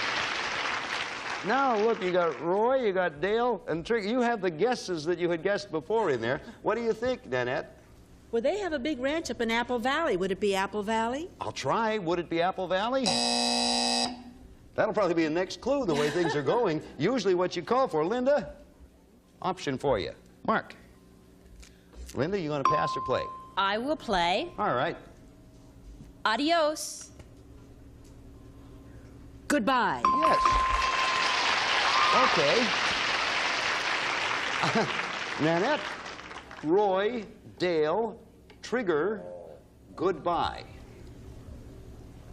Happy. Does anyone say anything? Yes? Happy. I can hear the word. All I can say is it happy? And then... That was a half a bleep. It is not. It was a half a bleep or half a bleep. The option stays with you, Linda. Let me take a peek. And Mark, you have it. And folks at home, take a look. You're going to play or pass? I'll play. Here we go. Melody. Song. Okay. Now, let me tell you, Nanette, you get a chance, and if you miss, because of our rules, if you miss, then Linda gets an opportunity. So don't be too nervous. We add the clue. We got Roy, Dale, Trigger, goodbye, song, Nanette. I can only see the word happy. But Okay, I now can't we assume remember. it's not that, and now Linda, you Finish get the the final song. chance. Is it Happy Trails to you? Is it Happy Trails to you? It is indeed. What do you know? $200 to nothing lead. Happy Trails to you. When you were singing that, I kept thinking, by golly, you're going to get that next word, and it never quite came up. 200 to 0. We'll be back in a moment. Would you watch these messages, please? Can we take that? I got it out of your way. Okay, well, Hi there, we're just doing a little housekeeping. I know how Alan likes to have no cups on the set, so I'm just cleaning up a little bit there for him. All right, the score is Linda Tenney has $200 and Mark Draper has 0 at this moment. This could, a win could possibly be a win the game for you. Skip, you have the option on this one. All right. Nanette, you have the other. And for those of you at home, what do you want to do, Skip? I'm going to pass. Nanette? Boy, that's just incredible. Time, and you get 2 clues. Skip, play 2 clues? one at a time. You give a clue, you get an answer, give your next clue. I can give two words at the same time? No, one word and then an answer and then one word. Okay, girl. 1 clue. Woman. Fish. Mermaid. That's it. And that's the 2 clue advantage there. It works out very well because time had expired on Annette's first one. Okay. Now, you get a chance to guess, Skip, and the 1 clue up there to the puzzle is mermaid. I'm sorry, it is your turn, Mark. Right. Mark, it is your turn. Well, it's time to catch up. I think it's chicken of the sea. Chicken of the sea. That would have been 7. Way to forget. Yeah. Well, it stays time to catch up anyway. Yeah. Skip, you have the option there, Annette. You the other, and... Can I ask a question? You may. You rang the bell, but may I ask a question? When do you start timing me? When that little bell dings? Yeah, when it's handed to you and all other action stops, then the timing starts. It is when I open this thing, that's when you start to time me. Yeah. Yes. Okay, all right, okay. Now, Skip. I'll play on this one. Okay. Botanical.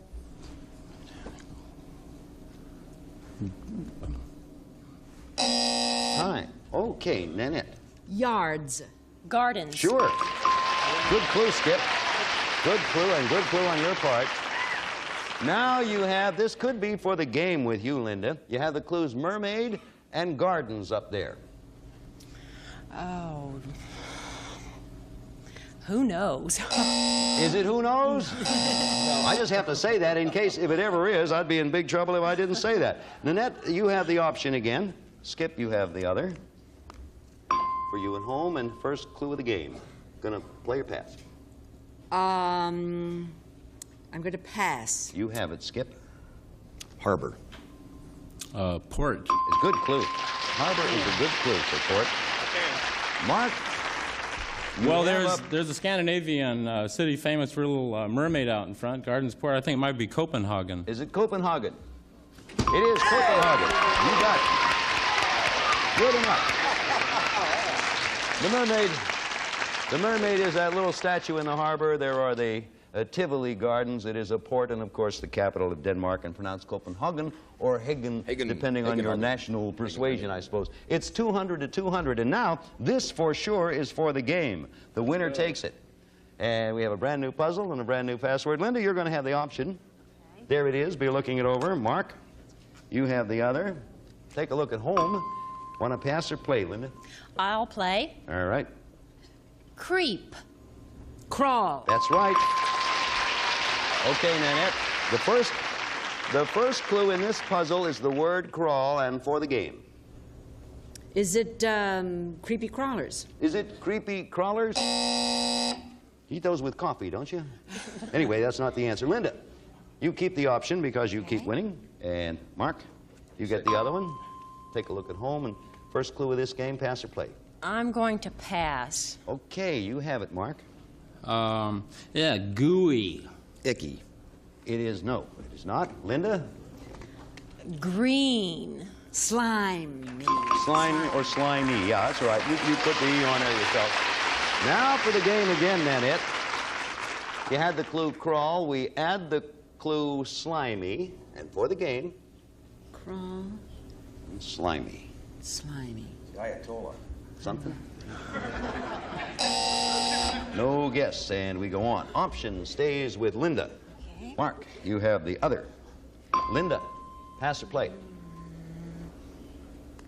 I'll try it. I'll play. Okay, she's going to play. Hunting. Hunting. Time. Second clue of the game, Mark. Trolling. Honey, it's rolling. Searching. Linda? Ocean. Fishing. Okay, Nanette. Now, Nanette, again you get a chance. I repeat, it's for the game. The clues are crawl, slimy, fishing. Is it those worms, the night crawler worms? Worms. What? Give me a guess. Just a worms. Okay. Is it worms? It is worms. Well, I'll tell you. Well played. That was a good game. Mark, thank you for coming back. You won $6,400 last time you were here, and this time you pick up an extra $200 for cab fare. You leave us with $6,600, and Linda, a chance for you to win $5,000. But right now, a word for you. We'll be right back.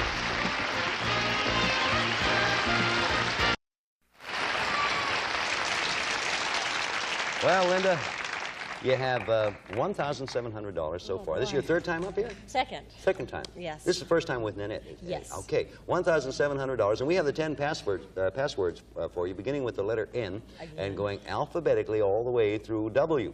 Now, if you get all 10 in 60 seconds, you get $5,000. You know how it works. Yes. What we want to do now is just calm down, and both of us, all three of us, not you two especially. Now, let's put the first word up for Nanette, and don't say anything. There's your first word, Nanette. It begins with an N. So have 2 clues in your mind in case your first one fails. That's Alan Ludden's advice, and he knows this game. Got 2 in your mind? No. Well, pick another one. Okay, got 1.5? Okay. All right, now, first word starts with N. You have 60 seconds. Here's the first one. Go. Pearls. Clue. Chains. Necklace. O. Unit. Clue. Single. 1. P. Bird. Green. Peacock. Talks. Parrot. Q. Lorraine. Clue. Food. Clue. Dish. Oh, quiche. R. President. Roosevelt. S.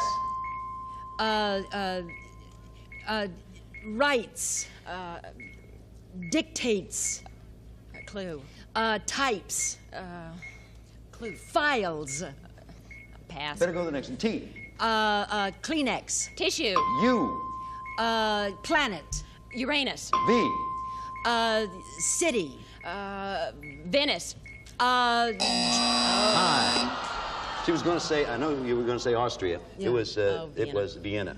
And the one you had trouble with, did you remember it was S that she was working on? Because she said types, files, dictates, secretary. And I worked as a secretary. And you worked as a secretary? Yes. Well, nonetheless, I bet when you was working as a secretary, when you were working as a secretary, you didn't earn $700 in 50 seconds or 60 seconds. No, I never did. You just did now, and that brings your total winnings to $2,400 with certain fringe benefits. We'll talk about that later. Right now, would you watch this? We'll be back at Password Plus.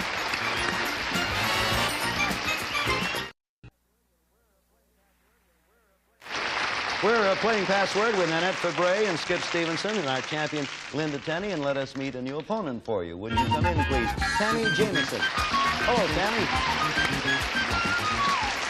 How are you, Tammy? Fine, thank Good to see you. This is Skip Stevenson, Nanette Fabray. Linda Tenney, I know you know each other. Tammy, tell us something about Tammy Jameson. Well, I live in Trona, California, and I have 3 little girls and a wonderful husband. And I like to bowl and read and watch Password. Where's Trona? Well, thank you kindly. Trona, California? Trona, California is just, isn't it?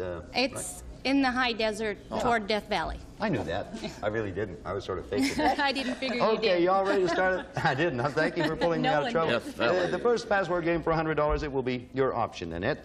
And Skip, you'll have the second shot at it. For you at home, pass or play? I'll play. All right. Regal. Royal.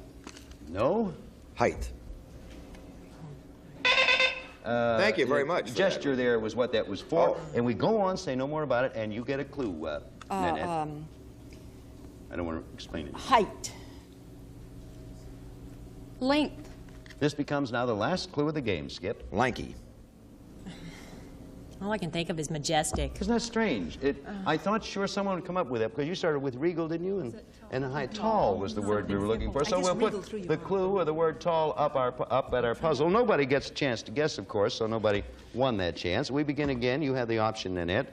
And Skip, you are second up. For those of you at home, and Nanette, I think, play or pass? I'm going to pass. You have it, Skip. Yankees. Dodgers. Nanette? Town. New York. Yeah, now you got it, Tammy. You broke the ice. I think that's what you had to do, Tammy, just break the ice there. Now, Tammy, you're going to get a chance to guess the puzzle for $100. The clues, tall and New York. Is it the Empire State Building? Let's see, is it the Empire State Building? You know, I thought it was. I mean, did but I don't too. know. I'm guessing like everybody else. Nanette, you still have the option. And Skip, you're second up. For you at home, and pass or play. I think I'll pass. All right, you have it, Skip. All right. Metal. Steel. No. Nanette. Golden. Brass? Get the last clue of the game now. Penny. Copper. Copper, very good. I was thinking penny there. But I didn't know whether to start with a penny or with metal. Now, Linda, here are the clues. Tall, New York, and copper. Oh. The only thing I can think of is the Seagram building, and I doubt that's it, Well, but I'll try it. Is it the Seagram building? No, but it was a darn good guess. Wrong, but good. Skip, you start this time. The option's yours. There's your password. Tall New York City copper. And you have the next shot at it, Nanette. Skip, you going to play or pass? I'm going to pass. Oh, ho. Nanette? Flame. Torch. Good guess. Good guess, Tammy. Well, now, Tammy, you get to guess. Let me lay the clues in for you. Tall, New York, copper, and torch. Tammy? Is it the Statue of Liberty? Is it the Statue of Liberty? Sure. Okay. There you go. It is the Statue of Liberty. Tall, New York, copper. It's made of copper, by the way. And the torch she carries, and she is, the next one was Lady. Okay, we start another one, and this time, Linda, you're going to have the option. Okay. And Tammy, you get next chance. For you at home, and you want to play, Linda? I think I'll pass. Okay, Tammy. Sports. Games. Okay, second clue is Linda's. Quadrennial. Huh? Quadrennial, a field. Okay, Tammy. Moscow. Olympics. That's right. Hey, quadrennial was a good clue. Nanette, you're going to guess, and you get the first clue, which is Olympic, for, this could be for $100. Is it decathlon? Is it the decathlon? No, it is not, and we continue with the game, and Tammy, you have first option. Decide whether you want to pass or play. Here it is for the folks at home. Tammy, what do you want to do? I'll play. Go ahead. Pasture. Field. Good. Okay, Nanette, you have the clues Olympic and field. Is it, oh, yeah. Time, no guess on that, so we continue. Again, Tammy, the option is yours. And Linda, you get a shot at it. Pass I'll it. play. All right. Happening. Event. Good clues. Good clues. Now you get, Nanette, you get Olympic, field, event. Is it the high jump? Is it the high jump? Could very well have been, I imagine. Tammy, the option stays with you, and we continue. And you have it, Linda. Pass or play. I'll play. All right. Cup. Discus. And Linda, your clue. Flying. High. And back to Tammy for her last clue, third of the game. Circular. Saucer. That's right. Now take a look, Nanette, for $100. You got Olympic, field, event, saucer. Is it the discus? Is it the discus? Sure. Okay, we'll be back here in just a moment. Have a commercial for you right now.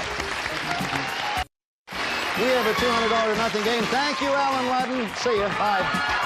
Some of our contestants will receive an assortment of exciting Maybelline eye, face, and nail cosmetics featuring new nail color protection colors nails instantly furnished by Maybelline. A gift certificate for plants from the Nursery Marketing Council to enhance the appearance and value of your home. A nice-looking yard, the beautiful investment.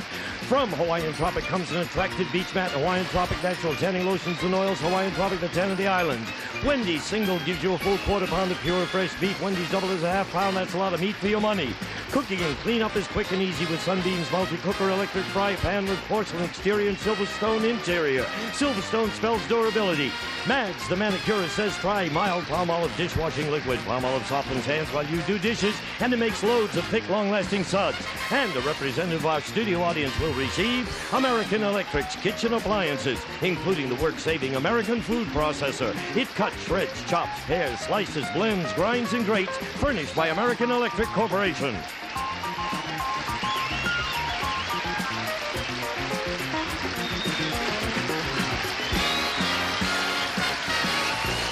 This is Gene Wood speaking for Password Plus. I'm Mark Goodson, Bill Codman production.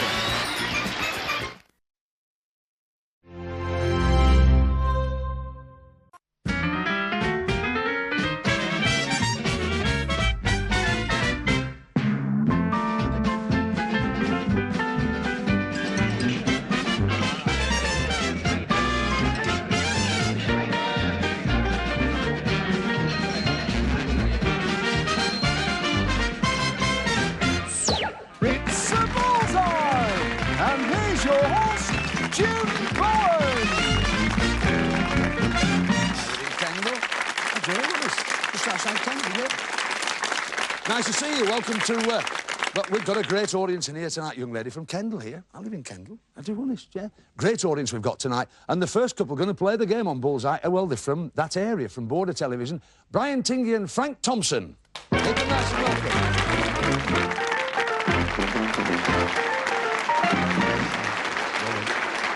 Frank, sir, how are you? I'm Brian. Nice to see you, boys. You're from Borderland. I was just saying to one of the girls who's in from Kendal. Well, from Cumbria. Yes, is she with you? Yes. Is she really? Working to... Tell us what do you do now, Brian? Oh, I'm retired police sergeant now. I don't do a lot except look after my grandchildren. Oh, you're into... Yeah, Oh, yeah, I know yeah. they're great fans, aren't they? I as have well, two you? grandchildren. Well, yeah. I'll tell you what. Look into camera 3 there. What are the names? Just say hello to them. Liam and Rebecca. Hello. That's it. Good, there you are. Yeah. Don't you feel a fool waving at the You camera? do, don't you? Never mind, it's nice to have you with us. Thanks. Now then, Frank, you're from Cleator-Moor. Cleator-Moor, that's right, I've yeah. done a club up there, you know. There's a big social club in Cleator-Moor, isn't there? The Working Men's. The Working Men. Massive club, isn't it? Yeah. The Red Arrows do the second half. It's massive, really is massive. Now then, you're an electrician. Yeah. And you work, where do you work? Windscale, Sellafield. That's the nuclear, Yeah, isn't it? That's the right, nuclear yeah. place, that's right. And what's your wife's job? She works in the canteens In at the canteen? Windscales. Yeah. At Windscale? Yeah. Serving nuclear fish and chips? I thought that was quite good myself. I thought that was quite fair. We hope you do very well tonight, you two fine fellas. Frank, off you go to your seat. you. Yeah, and Brian, well done. Thank you very much. That's good. Second couple tonight, from Tyne Tees, will you welcome Kevin Simpson and Len Howlett. Make them nice and well.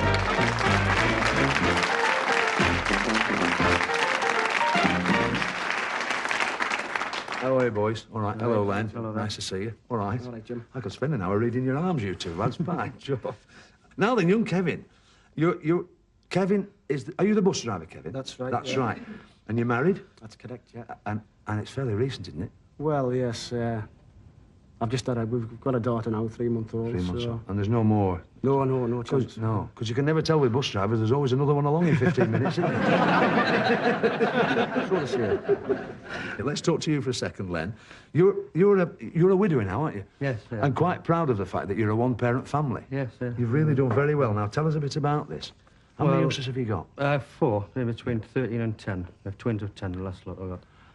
Can we ask how old they were when you became a one-parent family? I mean, were they very young? No, there was, it's only a matter of 2 years, that's all. It's only Really? 2 years, yeah. Yeah. So the youngest was 8-year-old when it happened. But you're having to get them through this awkward period now, adolescence and Yes, that. yeah. And I know you're doing it very well. Go on, tell us a bit about it. How did you handle it? Well, it's quite hard at first, being quite honest with you. But I just settled down and I said, well, the job that's been done, so that's it, so I just did it. You find when you get into these sort of crises, you do find strength from somewhere and say, well, it's got to be done. Yeah, it's got to be done. Yeah.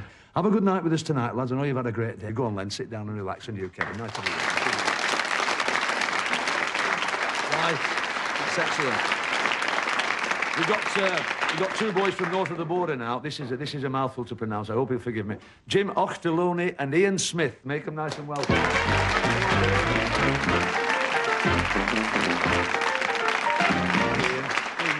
All right, how are you, young Jim? Are you well? You're looking very healthy, yes. sir. Well, you should be, because you're a farm foreman, aren't you? That's yes, right. Any family? One boy and one girl. One boy and a girl. So you rotate your crops. Yeah. That's good.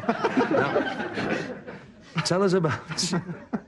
You've got a fascinating... Well, it's not a hobby. It's quite an earner for you, isn't it? Your interest, your sporting interests. Go on, tell us about it. Well, it's tug of war, professional tug of war.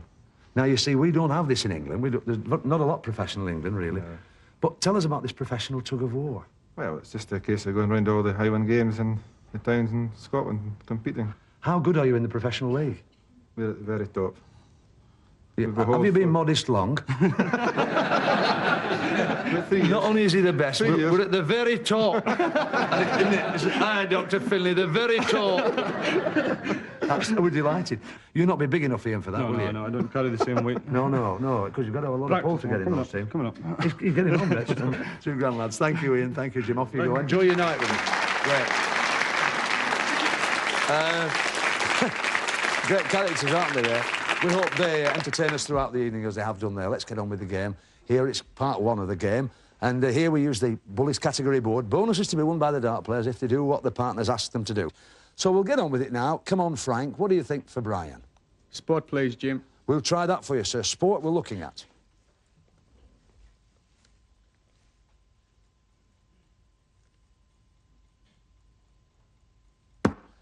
And it's not. It's words. So there's no bonus there, but for £30, here we go for words, Frank. Which word describes someone who speaks 2 languages fluently? 2 languages fluently. Bilingual. Bilingual is right. Good boy. Come on, Len. What about it for Kevin? Sport. Sport we'd like. Here we go. And he's dropped down into affairs. So here we go for affairs for £30, Len. When Cecil Parkinson resigned as the Conservative Party chairman, who took over from him? No light on, so you're OK. And Bully made that noise. There it was, Bully's bellow, which means not... You didn't know, neither did any of you. It's John Selwyn Gummer. Yes, you all knew it now, didn't you? Never mind. Not all that easy when you're here, Len, is it? Come on, Ian, what about it for young Jim? Potluck, Jim, please. Potluck we'd like. Let's see if we can pull something out of the bag here, Jim. Tug of war, pull. He's got you £100 there. That's excellent.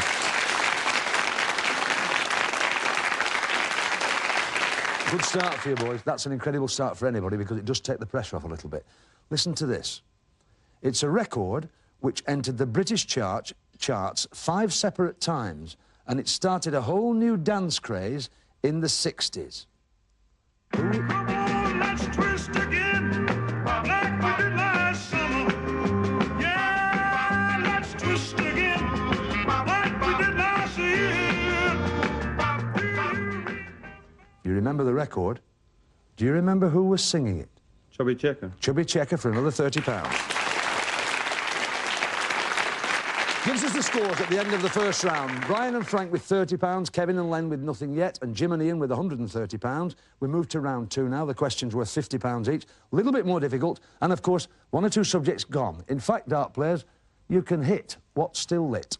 Frank, choose a subject. Sport, please, Jim. Sport, sir. Here we go for sport. We're still trying for sport. £50 you've got. Quite an obscure sport, this, but the name is well known. Where in Surrey is the centre of the British Rifle Shooting Championships? And there's a light on. Len's got a light on. Sandhurst. It's not Sandhurst. It's an educated guess because that's the officer training school. In fact, Len... Bisley. It's Bisley. Gets you £50. Well done. Now, you've settled in now, Len. You've got used to it all now. Come on, here we go. Choose a subject for Ken. History. History. All right. History. £50 he's got. Listen carefully to this question, Len. Who was the member of Scott's expedition to the South Pole who disappeared saying, "I'm just going outside and maybe some time"? You remember the film, don't you, where he walked out? John Mills was in it, wasn't he? What was the name of the guy? Oates. Yes, it was before the buzzer ended. Oates is right. Captain Lawrence Oates gives you £50. You just came in before the buzzer had finished. Ian, choose a subject for Jim. Places, Jim, please. Places we'd like. Come on, young Jim. You're going very well. Let's see if you can keep up that good work. He's dropped into sport, and the subject's gone, so we can't ask anything at all there. So at the end of that round, it really has levelled out. That's been a complete upturn. Brian and Frank with £80, Len and Kevin in the lead now with £150, and Ian and Jim with £130. Well, there we are. Round 3. Questions here are worth £100, so it's all on this last round. And, of course, with less subjects left. Let's have a look at, in fact, what we've got. We've got places, showbiz, books, Britain and spelling. So what do you think, Frank? Britain, please, Jim. All right, young sir, Britain, we'll try and get you for £100. He's there, right in the middle of the 50. Good man. Which voluntary organisation was founded in Great Britain in 1953 by the Reverend Chad Vara? We're looking for a light. I'll tell you if one comes on. And none of them know, so you're OK, Frank. Well, nobody? You will know it. The Samaritans. Oh, look at their faces. Oh, yes, yes, yes. Never mind. So, well, Len, come on, you're in the lead. Can you stay there? Places, please, Jim. Places. Lovely Cumbrian accent. Places. It's lovely, that. He's there. He's got you £50, Len. The largest inland sea in the world has 80% of its shoreline in Soviet territory, and the remainder is in Iran. Think a minute. Get yourself orientated there. Can you tell me the name of that sea? The Caspian Sea. The Caspian Sea is a very, very good answer. Well done. Gives you £300. Ian and Jim, it's all on this for you, Ian. Come on, young sir. Showbiz, Jim. Showbiz we'd like. First one tonight. We're all trying to sparkle here. He's dropped into affairs, which means we can't ask the question. So at the end of round 3, we've got Brian and Frank with £130, Kevin and Len safe with £300, and Ian and Jim with £130. So you're level, boys, the 2 outside contestants. I'm going to ask you a question on books. If either of you know the answer, as soon as you know it, you think you know it, press your button. Make sure you know it, because if you don't, we offer it across. Which annual is edited and compiled by Norris McWhirter? The light is on, Frank. Guinness Book of Records. Guinness Book of Records is right. Well, it was a nail-biter, wasn't it? Jim and Ian leave us, but they take with them £130. Come in, boys.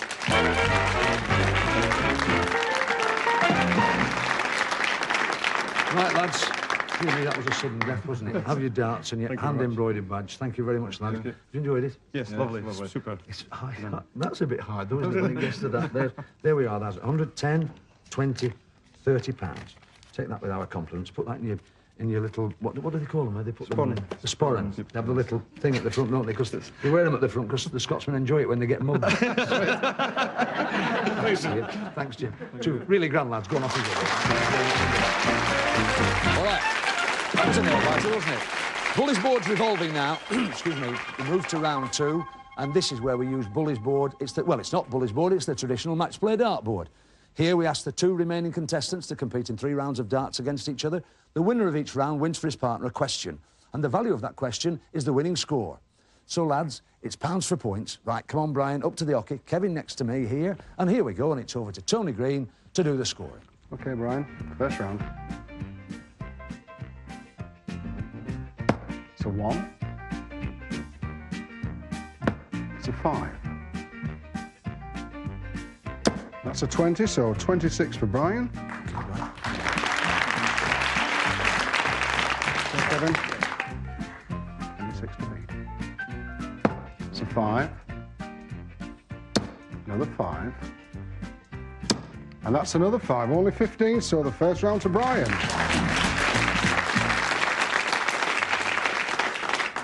This is a question, Frank, worth £26 to you. What is the name of the military corps that protects the Pope in the Vatican? You've seen it on television. No, I don't know, Jim. No, we can offer it across to Len. Swiss Guard. The Swiss is absolutely right. The Swiss Guard. Good. £15 you got there. Gives us £130, playing £315. Back to Tony in part 2 of this game. It's Brian throwing. It's 20. Another 20. Another 20. 60. Nice steady darts from Brian. There it is, Kevin. 60 to beat. 20. It's a 1. And that's another 20. 41. So second round to Brian. Frank, second bite at the cherry for you, Frank, here. Excuse me. Which international Christian and charitable movement was founded by William Booth?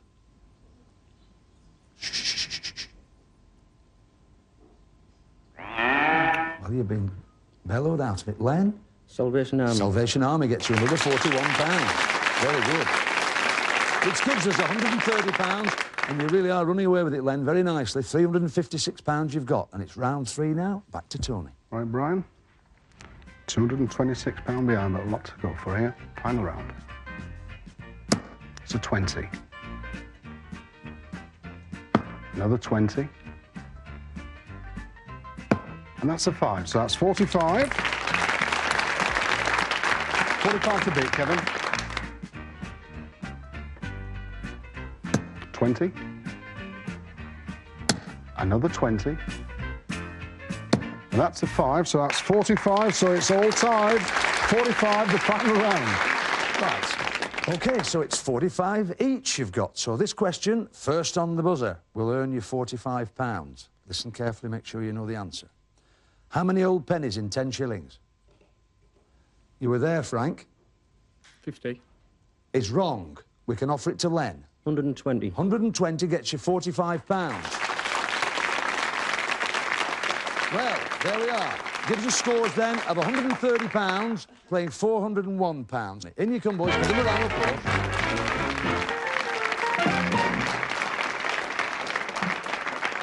You've done well, lads. You've got £130, which I'll count out for you in a second.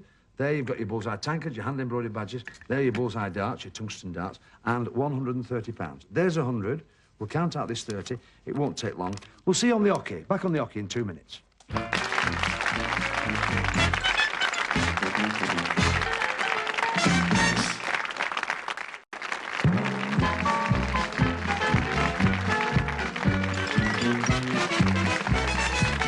Welcome back to enjoying it in Kendal.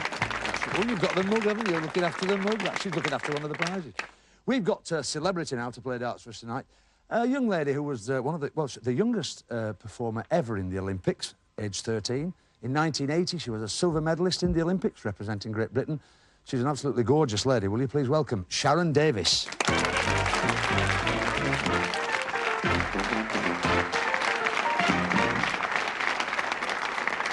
Hi. How are you?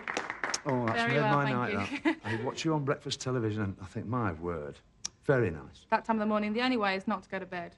Yeah, it's early, isn't it? Certainly. You've got to get up early. Tell us now, what are you doing? I mean, the athleticism's gone now, isn't it? Oh, not totally. I've now started some training for what they call masters, which is it's like the professional circuit once you get old enough to be able to compete. So I'm working a little bit hard now, and books and all Are you sorts still of things. swimming? Not like I used to, but No. quite a bit, not quite as much. But you're a very physical lady. I mean, you're into the fitness bit, really, aren't you? I'm I meant still that in the reasonably nicest fit. possible sense. Yes, I do something nearly every day if I get time. Yeah. And you're very busy doing personal appearances up and down the country. Yes, I've got a company, and I've just released a book called Against the Tide, so very busy. We'd like you tonight, young lady. Not so good at this. Well, You don't know that, worry don't about it. you? We'll help I'll work you because hard. I know she's at home. I must tell you, on the audience, Sharon's been practising solidly all day at this because she really wants to do very, very well for us because she knows the money's for charity. My pleasure. Do very well now, young madam. I will. I'll try. We're all rooting for you. Sharon Davis, thank you so much.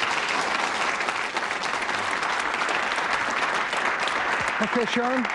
Nice and steady. Off we go. That's 18. That's a good one. Treble 10, that's 30. And 13, that's 61. Well, that's a good start. Pushes 60. 121 then, Sharon. Second round. It's a 5. It's a 1. And that's an 18, so that's 24. 146 altogether. And still 3 darts to go. That's a 16. It's a 19. Oh. Well, that took a bit of a dive, didn't it? So that's 35. So that's 181, Sharon. Well done. Well done, love. Well done. Well done. Try and get the pans in, don't they? Yeah, that was a bit of a dive, yeah. You must get that all the time, don't you? In at the deep end, yeah, all the normal You ones. must have heard it all for so many years. We'd like you to meet the 2 boys who were through to the final tonight, who are choosing the charity. Kevin and Len, come in and meet this lovely young lady. Now then. Kevin, Sharon and Len, tell us about the charity, boys. Well, it's a new branch for heart research. It's just opened in Darlington. It's only been open a couple of weeks, the new branch, so we'd like the money to go to them. And it'll be well spent, as we know. Yes, there. it will This be, young yes. lady got you the money. We're delighted to have had her on the show because we know she's a very busy lady. Sharon, thank you very much indeed. My pleasure.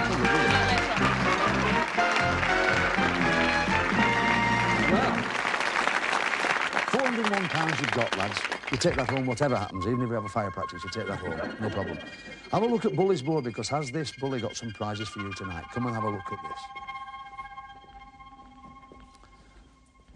Look at it very, very carefully. In black segments and red segments. And in the red segments, there are some super prizes.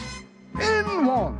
Mum will really look forward to wash day with this combined washing machine and tumble dryer. In 2. Wake from a snooze to the news with this radio alarm. In 3. Craftsmanship in cut glass, a crystal brandy decanter and glasses. In 4. For organised people who are going places, a computer that fits into your pocket. In 5. It'll be fun going through the hoop with this garden croquet set. In 6. You'll need plenty of bottle if you win this. It's a home winemaking kit. In 7. For hour after hour of family fun, this oak games table. In 8. To help Mum with those running repairs, a sewing machine. And Bully's special prize. Watch what you want, whenever you want, with this superb VHS recorder. There you are. And great prizes there. We're giving you 9 darts to win them. 6 for the dart player and 3 for the non-dart player. Little poem to remind you, keep out of the black and in the red. Nothing in this game for 2 in a bed. Don't go in that same red bed twice or your prize goes. Right, we're all rooting for you, Kev. In you go. Over to Tony. First of the 9 darts. It's Kevin throwing. That's unlucky, on the wire. That's black. But that's red. It's number 6. Well done, that's fine. You won the winemaking kit. Well done. Well done, that's fine. In you go. Take the darts, that's fine. Len with just 3 darts. That's black. Black again. But that's red. It's number 8. You've won the sewing machine. Very good. Very good. Take your darts, Kev, Len. Give them to Kev. Take your time. Still a chance of 3 more prizes, Kevin.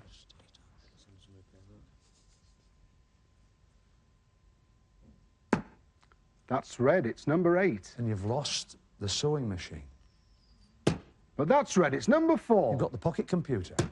And that's black. It's black. So you've got all together. Let's have a look at what you've got. You've got the pocket computer and the winemaking kit. All right, come on. Let's get on with the game. There's still a fair way to go.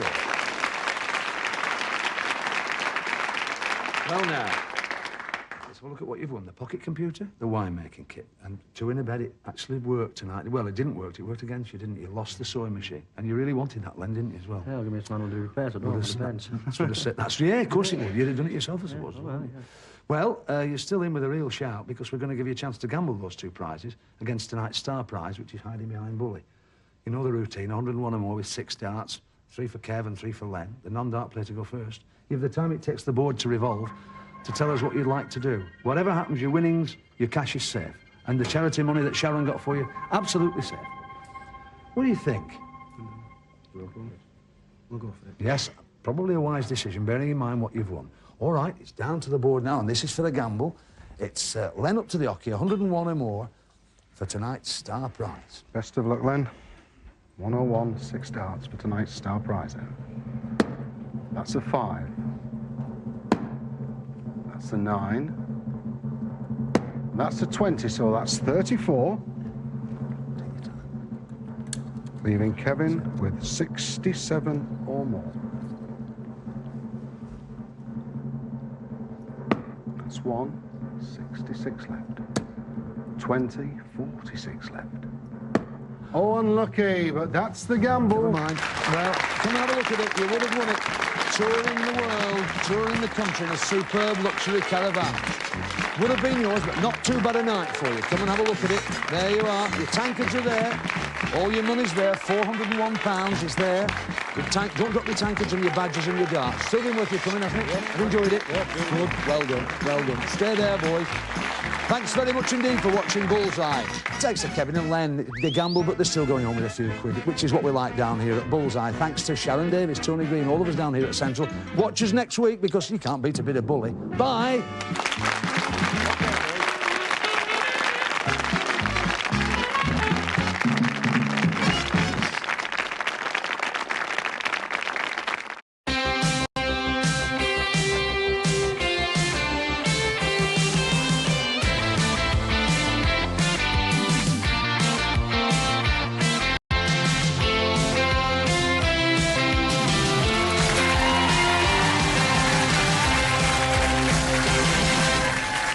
Blockbusters with your host, Simon Mayo.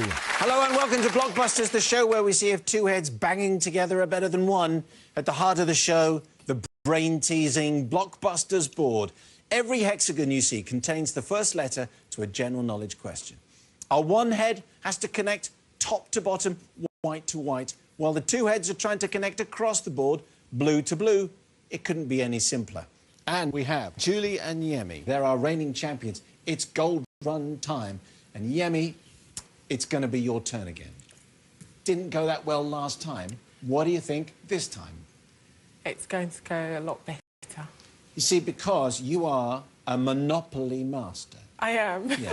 I don't know how you become a Monopoly master, but that information must be useful. What did you have to do? Just beat everybody that I come up against, human and computer. Wow, how many people did you play? Oh, a lot. I've got 4 siblings and a lot of family, so I'm the king. Right, so the Monopoly Master isn't like an international tournament. You beat everyone in your family. Yeah. Well, I'll just cross this out. I mean, that's just not a title, is it? So you're a self-proclaimed Monopoly Master. It's not an official title at all. No. No, OK. Can you really hula hoop for 34 minutes? Julie can. Oh. Well, you're a multi-skilled duo. We know that you're red hot on the buzzers. Yemi, it is your turn now to do the gold run. Are you up for it this time? I am. OK, well, the pressure's on, but when you're ready, you put yourself on the hot spot.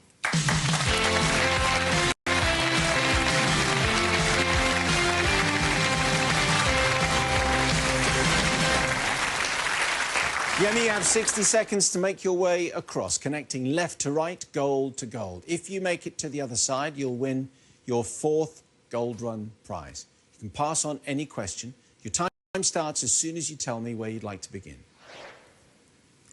TBY. Nickname of the Scottish comedian Billy Connolly. Pass. LC. Gold medal winning British sprinter at the 1992 Olympics in Barcelona. Linford Christie. Correct. JJ. Singer who had an infamous wardrobe malfunction at the Super Bowl. Janet Jackson. Yes. WH. Star predictions for 7 days. Word horoscopes. Horoscopes Weekly is right. horoscopes. Weekly horoscopes, yes. JD. Actor who plays Jack Sparrow in the Pirates of the Caribbean films. Johnny Depp. Yes. DOW. Wallace Simpson's title after marrying Edward in June 1937. Duke of Warwick. Is the wrong answer. EI. Comedian who ran 43 marathons in 51 days for Sport Relief. Eddie Izzard. Eddie Izzard is right, and that's a gold run. You did it. Well done. This is what you won. After your 4th gold run, John, you're heading off for a luxurious weekend away on the spectacular Cornish coast. But this isn't your average weekend break, as we're sending you to the gorgeous Tregenna Castle Hotel in Cornwall, where you'll enjoy a spa treatment, fine dining, be treated like royalty, and have the chance to really unwind in a regal setting.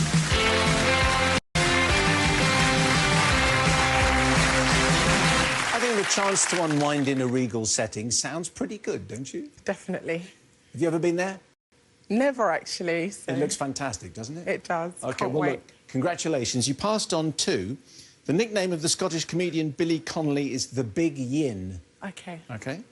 Wallace Simpson's title after marrying Edward in June 1937, where you got to the end of the board, you're thinking, this is it for the gold run.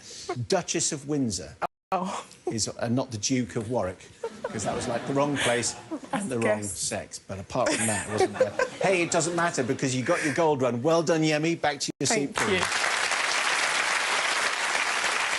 So as Yemi makes her way back from a successful trip across another gold run, it's time to meet the man who hopes to stop our current champions from getting to their 5th and final gold run. Please welcome John from Essex. Hello, John. Simon? How are you, sir? Terrified. Excellent. Well, you should be, because Julie and Yemi are very fast and they're very worthy champions. It's just down to you to beat them. It's fine. No pressure. In the best of 3. You are a fire service control operator. I am indeed. In Essex. Explain how that works. Basically, if you see a fire or you see a car accident, you phone someone, and that's normally me. And I will send out the right shiny red thing to you. The right shiny red thing. Is that official? That's Essex Fire Service vocab for the squirty water thing. John, so we wish you the best. It's the best of 3. As you know, you're playing Julie and Yemi, and here comes our next board. A flashing end, that's where we're going to start. So, let's play Blockbuster.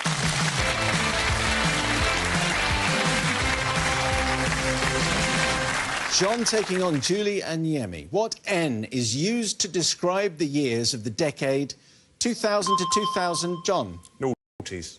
2009, noughties is right, yes. Good start.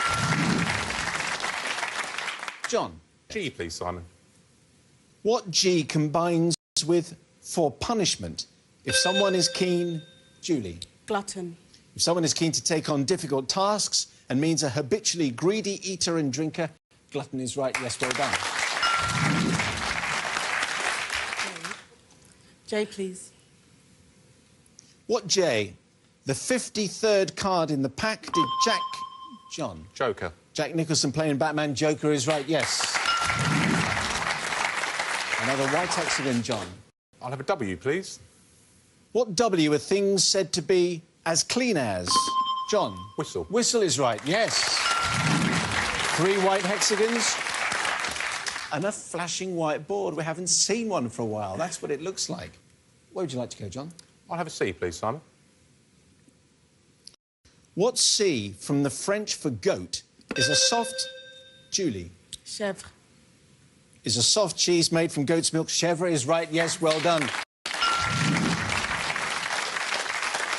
With expert French pronunciation. Still a flashing white board, though, so something to be careful of. R, please. What R goes after hard, glam and punk for 3 types of music? Julie? Rock. Rock is right, yes, well done. Where next, ladies? A, please. What A has a dark zigzag pattern down its back? John? Adder. And is the only wild venomous snake native to Britain. Adder is the right answer. Good contest. Where next, John? I'll have a D, please, Simon. What D is a girl's name, which can be shortened to Dodie, Dolly, Dottie and Dot? John? Dorothy. Dorothy is right, yes. Another flashing whiteboard. Pressure on our champions. John? I'll have the M, please. What M is a daytime performance of a play or concert? Julie? Matinee. Matinee is right, yes. Another block in blue hexagon.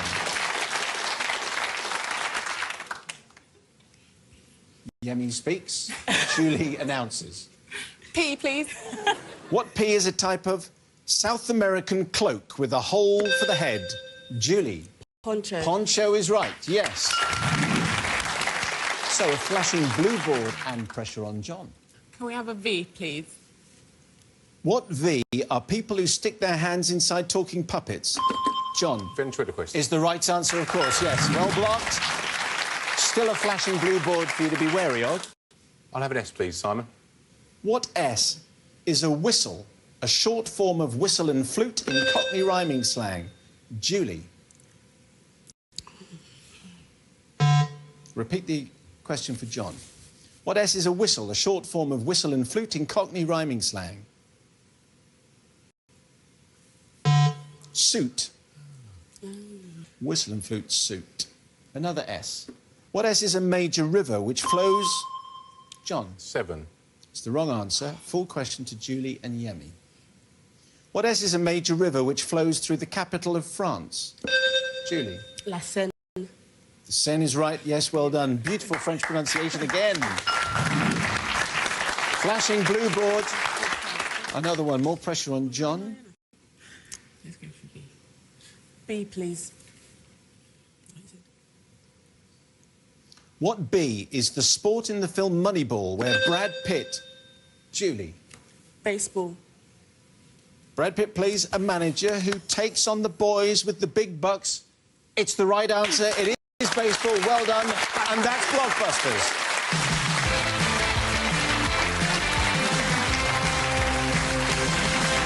So, John does seem to be the strongest competition that Julie and Yemi have faced for a while. Could he be the man to stop them getting the 5th gold run? He's a game down, still all to play for. We'll see how he does after the break.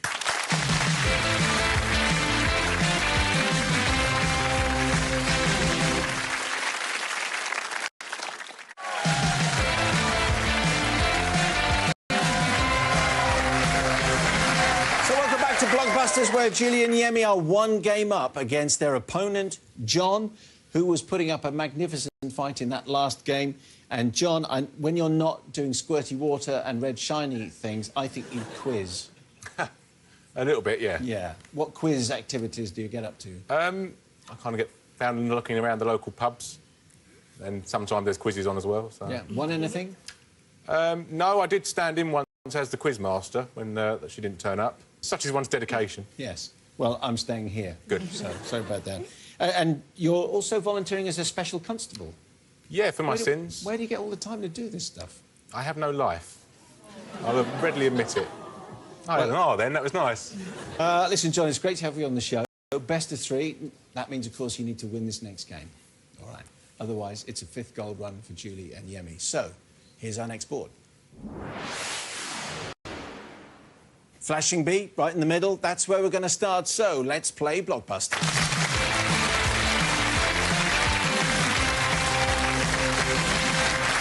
What B are collections of things held loosely together, sizable sums, John? Bundles. Sizable sums of money in a way of buying text messages. Bundles is right, yes. On the board, white hexagon. Where next? I'll have an S, please, Simon.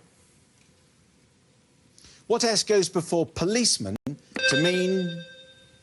Julie? Special? It's the wrong answer. Full question to Special Constable John.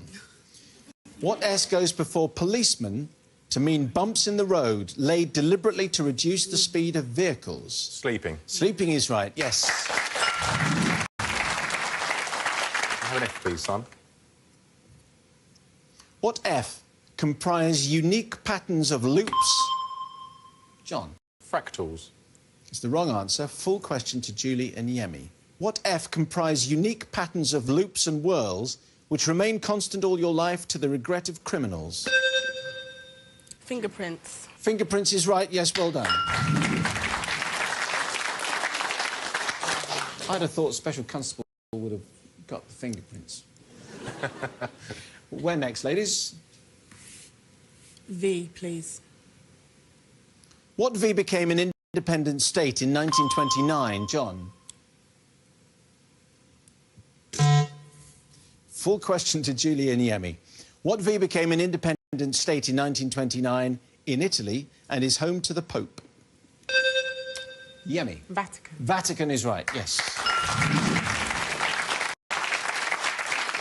Where next? R, please. OK. What R can, since Trevor Bayliss invented one, be powered... John? Radio. By clockwork, radio is right, yes. What's your next, John? I have an L, please, Simon. What L is a glossy varnish originally made from... Lacquer. From shellac and hairspray. Lacquer is right, yes, well interrupted. Flashing whiteboard. Julian Yemi, need to be fast. Good game, this one. I'll have a tea, please, Simon. What T set off on her maiden voyage on the 10th of April? Titanic. John. 1912. Titanic is right, and that is Blockbusters.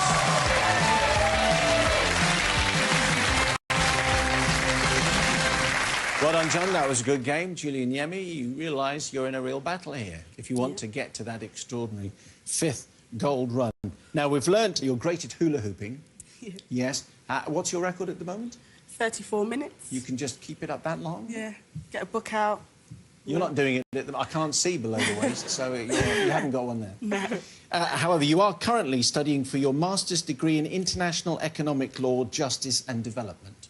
Yeah. And hula hooping. Exactly. What do you intend to do with that once you've got your master's? I'd like to get into development banking, which is, giving loans to impoverished countries and helping them work out finance plans. What are you planning to do, Yemi? Me? Yes. Oh, get through this last round. As an ambition goes, that's pretty damn good. All right, the best to all of you. Here comes our next board. We start with a flashing A down in the bottom right, so let's play Blockbusters.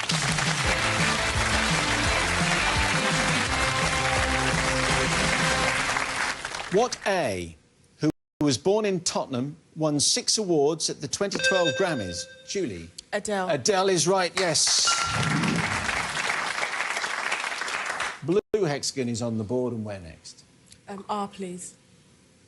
What R is a rodent? You metaphorically... John? Rat. You metaphorically smell when you're suspicious of trickery. Rat is right, well done. A white hexagon on the board. I'll have a H, please, Simon. What H, according to a sporting cliché, did the game have 2 of? Julie? Halves. Halves, yes. K, please. What K directed the films Eyes Wide Shut? John? Kubrick. And A Clockwork Orange just in time. Kubrick is right. Stanley Kubrick, yes. Nip and tuck. It's 2 hexagons each. John? Can I have a U, please, Simon? What U relates to clothing or hairstyles? John? The undergarments. It's the wrong answer. Full question to Julie and Yemi. What U relates to clothing or hairstyles that can be worn by men or women? Yes, Julie? Unisex. Unisex is what I wanted.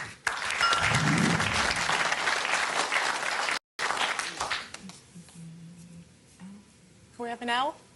You can. What L is the molten rock which erupts? Julie? Lava. From a volcano, lava, yes.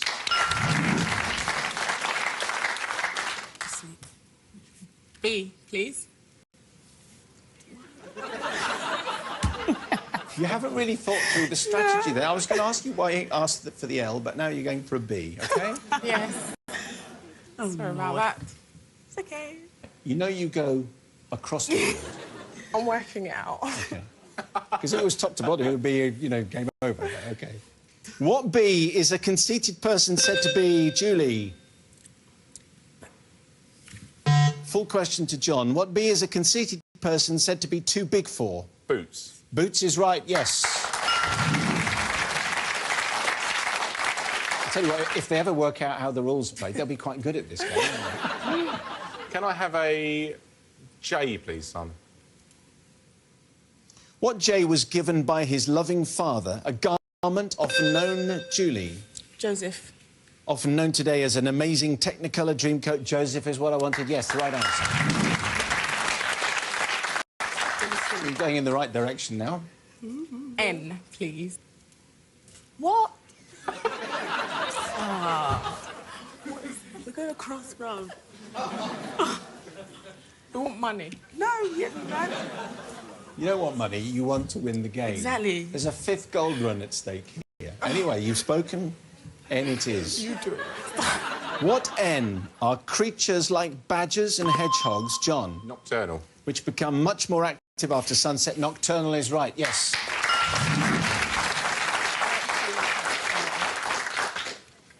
Yes, John. I'll have the E, please, Simon. It's a bit distracting, isn't it? I'm looking for the Z. I think that's what they're going to go for.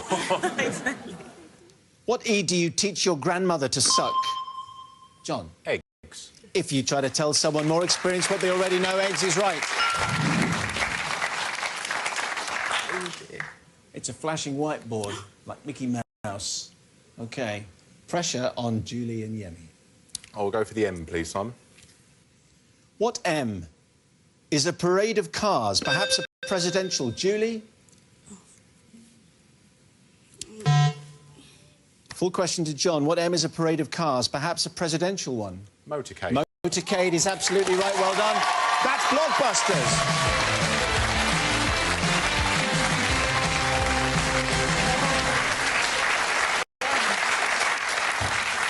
John. Simon. You've achieved the unachievable. Yes. Aided somewhat by an erratic hexagon selection. Julie and Yemi, it's been absolutely fantastic having you on this show. What was your strategy, though, for picking the hexagons? I was looking at the blues around the side. I wasn't... You were looking at the blues around the side? Just, yeah, in my own world. Well, listen, you've had a fantastically successful time, you know, considering you didn't understand the rules. You've won an espresso machine, a smartphone, and the wonderful UK break to that trip in Cornwall, which looks absolutely terrific. You've won also our e-reader, which I hope you enjoy. There's two of them, so you'll have one each. You don't have to share. And the small matter of £385 each to enjoy. Julie and Yemi, it's been great having you on. Thank you very much indeed for playing Blockbusters. So John from Essex has managed to do what so many people have failed to do and toppled our champions, Julie and Yemi. That was some performance, John. Thank you. So it does mean it's time for your first gold run. How are you feeling? Nervous again. OK. No worries at all. You've shown to be a master of the quiz style. You ready to go? Go for it. OK. Put yourself on the hot spot.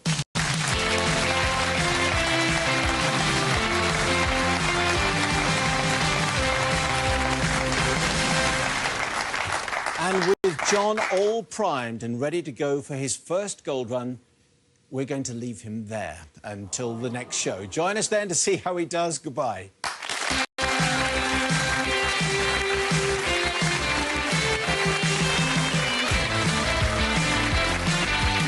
Archers, prepare your arrows and may they fly right smack into the category you want. It's the brilliant bullseye next on Challenge.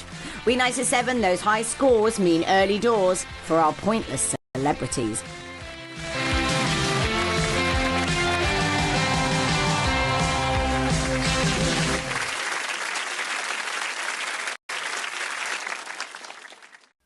Do you know how much money has been won on Supermarket Sweep? There goes $5,000. There goes another $5,000. Look, these women won over $10,000.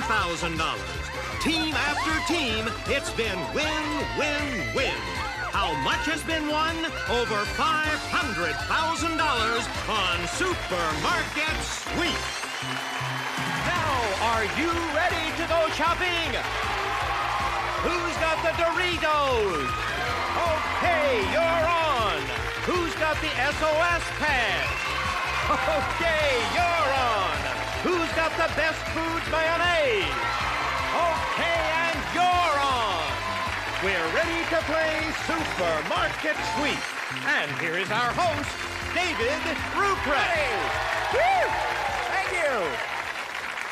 Hi there, and hello to you, and welcome to the new Supermarket Sweep. It is new because we've added new games, new excitement, and when you hit that total button, that means a lot more money. So let's get started. We're going to start by giving each team a free 1 minute and 30 seconds of sweep time, and a chance to earn 10 more seconds and a quick cash bonus in our mini sweep. So whoever wants to play first, step forward and buzz in as soon as you think you know what product I'm talking about. Here we go. If you need to get things whiter, don't get help from the Whiz. Instead, Dan. Biz. Grab a box of Biz. Okay, good, Dan. That's 10 seconds extra time you're going to have on your sweep. Now, Debbie, it's your turn to see if you can pick up the $50 in the mini sweep. Just go out there and get the specially marked package of Biz. Get it back to me in 30 seconds. It's $50. Now, we have an extra challenge for you. If you can get it back to me in 20 seconds or less, I will double the money and give you $100. Okay. It's a real simple concept. The faster you shop, the more money you make. Are you ready, Debbie? I'm ready. Go! Go! There you go.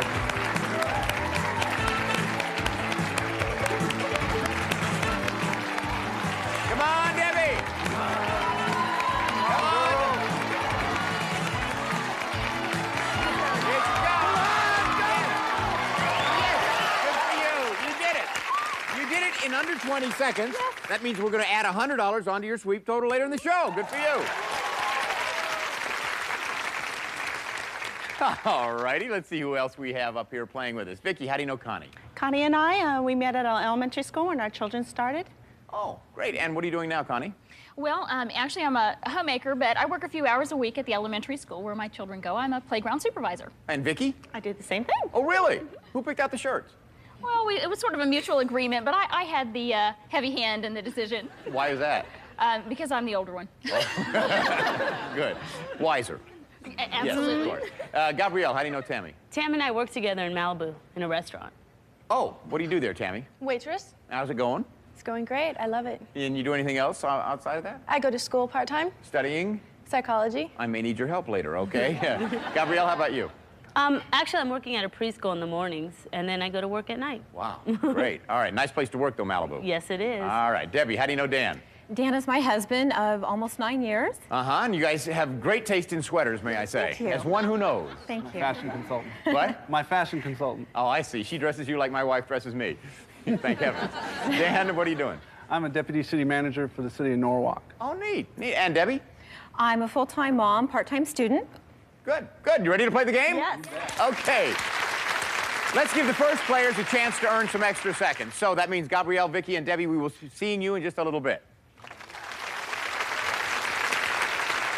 Right now, we're going to find out how much you know about the products that we sell out here in our market. We call this our supermarket trivia. So get your hands on your buzzers. Here's your first question. What kind of instrument does the Energizer Bunny play? Dan. A bass drum. Especially a bass drum. Good. Another 10 seconds. Here's the next one. Which food company uses a checkerboard as it... Connie. Ralston Purina. As its logo, it's Ralston Purina. You guys are sharp. Here's the next one. Which company manufactures Velveeta? Dan. Kraft. Good for you. And here's the last one in our supermarket trivia game. Which brand makes cinch sack garbage bags? Tammy. Hefty. Yes, all right, Tammy, get you on the board with 1:40. Also ties you up with Connie for second place. Dan is in the lead with 2 minutes. Your partners are going to get a chance to play right after this. Now, you all know that you're supposed to root for the home team, right? Well, shoppers in Everett, Michigan still want their basketball team to win. They just don't want them to score a lot of points. I'll tell you why when we come back.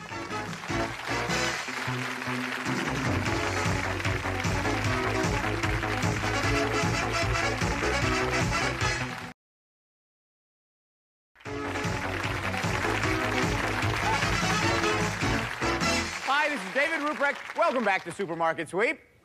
Now, in order to score points with its customers, a store in Everett, Michigan has folks hoping that the Detroit Pistons don't score a lot of points on the basketball court because the store determines the price of 2-liter Coca-Cola products by how many points the Pistons score after each game. Now, the lower the score, the lower the price of soda. There's only one problem in mixing soda slurping and basketball, and that is that there's always the chance of someone dribbling. Let's say hello again to Debbie, Vicki, and Gabrielle. Welcome back. We've got a close game, but remember, the more time you can earn here, that's the more time you get to spend out on your sweep trying to win the sweep and then going for $5,000. Let's see how good you are at pricing items. Look at these three. We have a 24-ounce jar of Mott's applesauce, a 30-ounce can of Del Monte fruit cocktail, and a 25-ounce jar of Sunsweet ready-to-serve prunes. Now, which one of these three do you think sells for over $2? Over $2. You think it's number 1, number 2, or number 3. Lock in your answer. If you're right, you get 10 extra seconds on your sweep. All 3 of you get it right, it's an extra 20 seconds on top of that. All right, Debbie, which one did you think sells for over $2? I chose number 3, the Sunsweet prunes. You like the prunes. Yes. How about you, Vicky?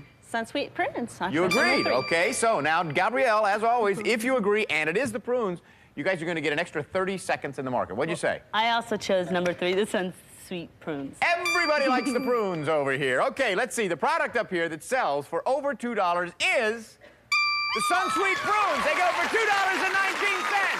Good. Oh, I love that. Debbie, you get 30 seconds. Vicky, you get 30 seconds, and Gabrielle gets 30 seconds. Look at that. Ooh, good, good, good, good. Lots of time to spend out in the market. Let's add on to it. What do you say? You guys up for that? Yes. Okay, then take a look at this. These are a series of blank spaces representing the number of letters of a product. I'm going to give you a clue as to what the product is, and then I'll reveal the word one letter at a time, starting with the last letter. Hands on your buzzers. Here's the first one. Now, there are 7 letters in this word, and the clue is baby doll. S, R, E, P. Debbie. Pampers? Let's see. Yes. Good for you. Another 10 seconds for you, Debbie. Here's the next one. Now, there are 6 letters in this word, and the clue is upper crust. R, E. Debbie. Wonder? Let's see. Yes, it is.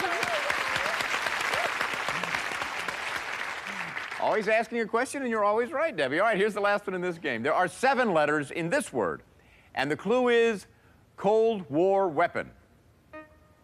X, E. Vicky. Clorox? Let's see. No. Debbie. Windex? Let's see. Nope. N, E, E, L.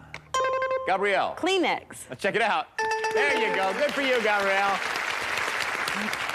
You waited it out and you got it. So let's see what we have here. We have Vicky with 2 minutes and 10 seconds. Gabrielle has 2 minutes and 20 seconds. Debbie's in the lead with 2:50. Let's get your partners up for the round robin game.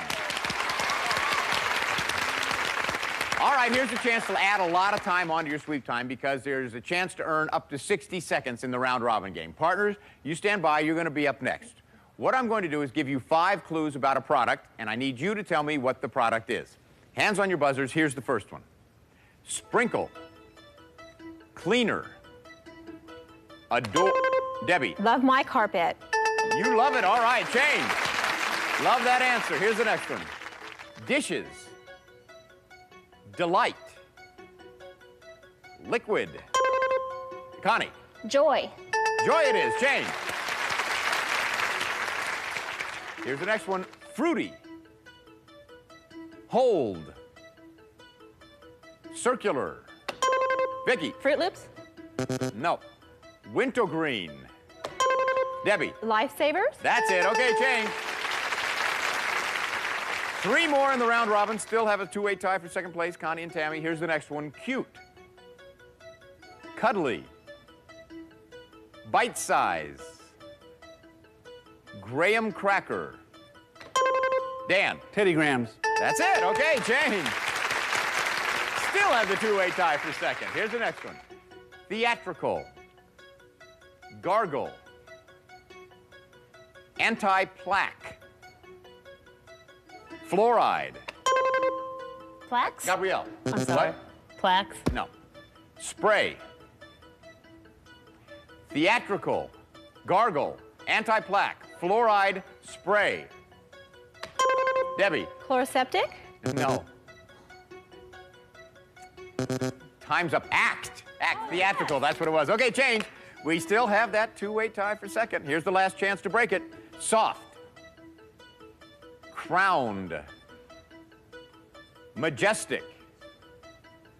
Margarine.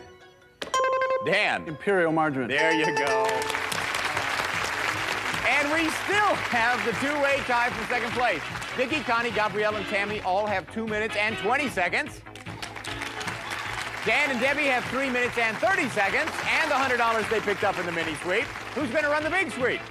Dan, Gabrielle, and Vicky. So don't go away. When we come back, you're going to see Gabrielle, Vicky, and Dan running like crazy through our aisles at that chance for $5,000 here on Supermarket Sweep.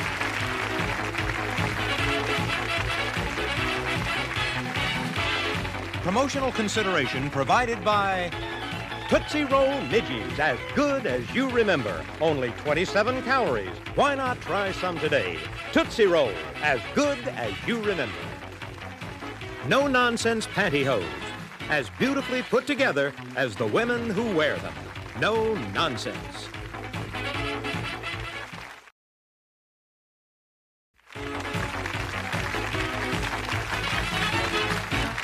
Welcome back, and now it is time for the big sweep. Okay, team number one, Dan and Debbie, you have 3 minutes and 30 seconds. Vicky and Connie, you have 2 minutes and 20 seconds. And Gabrielle and Tammy, you also have 2 minutes and 20 seconds. Okay, look around. Everything in our supermarket is yours. You just grab anything you want. Now, listen very carefully because I'm about to give you the Supermarket Sweep shopping list. As you know, if you bring back all 3 of these items, you'll pick up an additional $250. They are, listen carefully, diamond shelled walnuts, screaming yellow Zonkers, and Eskimo pie ice cream. And now we also have something brand new. During the sweep, you're going to hear my voice coming out over the loudspeaker. Pay very close attention right then because that's when I'm going to announce the manager's special.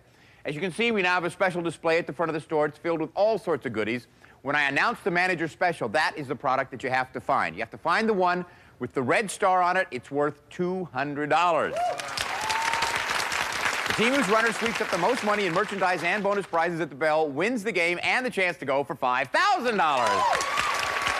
Okay, runners, get ready. The clock is set at 3 minutes and 30 seconds. That's when Dan will take off. On your mark, get set, go, Dan. And there goes Dan starting his big sweep. Whenever shoppers have a big lead in time, it's always interesting to see how they'll use it. What would you go for first, our giant hams?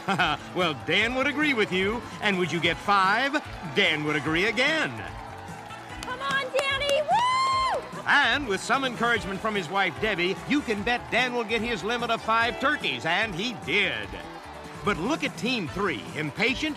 Sure, they're impatient, but they'll just have to wait. And so will Dan. It takes time to grind a bag of coffee, but if you want to earn the extra $100, you have to grind the amount of coffee we need.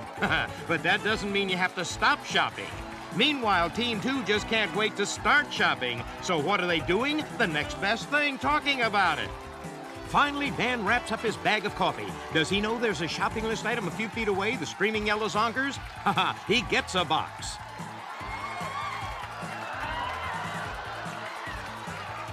Look at Dan. He still has the whole market to himself. But who's about to start shopping? Not just Team 2, but Teams 2 and 3. And here they come. Both teams head down the same aisle, but Vicky makes the first stop. Let's see what she wants. The diamond shell walnuts on the shopping list, and now she heads to the back of the market. Look out! Okay, she gets by the cameraman. Now let's catch the action with Gabrielle. She makes a good start loading in giant containers of liquid Tide. Now she heads to the back of the market, another place to make money. We have lots of money makers in our deli section. For example, take our giant blocks of cheese, and look at Gabrielle pitch them in. Look at Dan. He's already brought back a full cart and he's back shopping with a fresh cart. But who's closing in on her second shopping list item? It's Vicky. And yes, she grabs the screaming yellow Zonkers. Meanwhile, Gabrielle gets her share of diapers. But she needs her chin to help her. Come back, get another cart, Gab. It's too heavy. That's good advice from Gabrielle's partner. Look at that full cart. Gabrielle can barely hang on. Oh, no. There's a pileup at the checkout counter. But you know who's in the clear and concentrating on the shopping list? It's Dan, and he gets the diamond-shelled walnuts. Now it's Vicky's turn to fill a new cart, and she starts filling it with turkeys. Here comes the first bonus on today's big sweep. Dan picks up our giant can of Rosarita refried beans and pops it in his cart. But in a few seconds, all our shoppers will have a decision to make because David will announce the manager's special. Attention shoppers! The manager's special for today is Aunt Penny's white sauce. And what did our shoppers decide? To go for it. Gabrielle and Vicky are right there. and Dan joins them. 3 cans of Aunt Penny's white sauce have red stars on them. Who will find one? Well, not Dan. He heads back to the counter. Vicky didn't find it, so she decides she better get back to shopping. Will anyone take a second crack at the manager special? Dan says yes. Remember, we have lots of cans in this bin. Will Dan find one worth $200? He sure did. What's another way to make money? Get a bonus. Who's got one? Vicky. What is it and how much is it worth? We'll find out later. This has been one action-packed sweep. Our shoppers have been filling up one cart after another. There's only one thing that can put an end to all of this excitement. It's called the final bell, and here it comes. All right, everybody, come on back. I am exhausted. Thank you, Johnny Gilbert. Okay, the official checkers are standing by just a little bit. We're going to find out who has the highest total back here. That's the team that gets to go for the $5,000 in cash. It's out there waiting for them, so stick around. Promotional consideration provided by Jose Hebert shampoos, conditioners, styling products, and revolutionary enhancing mists. Available at drugstores and supermarkets. The Hoover Elite 2 dual-purpose upright vacuum cleaner. Tool store and the handy attached caddy for above-floor cleaning. The Elite 2, Hoover invented it.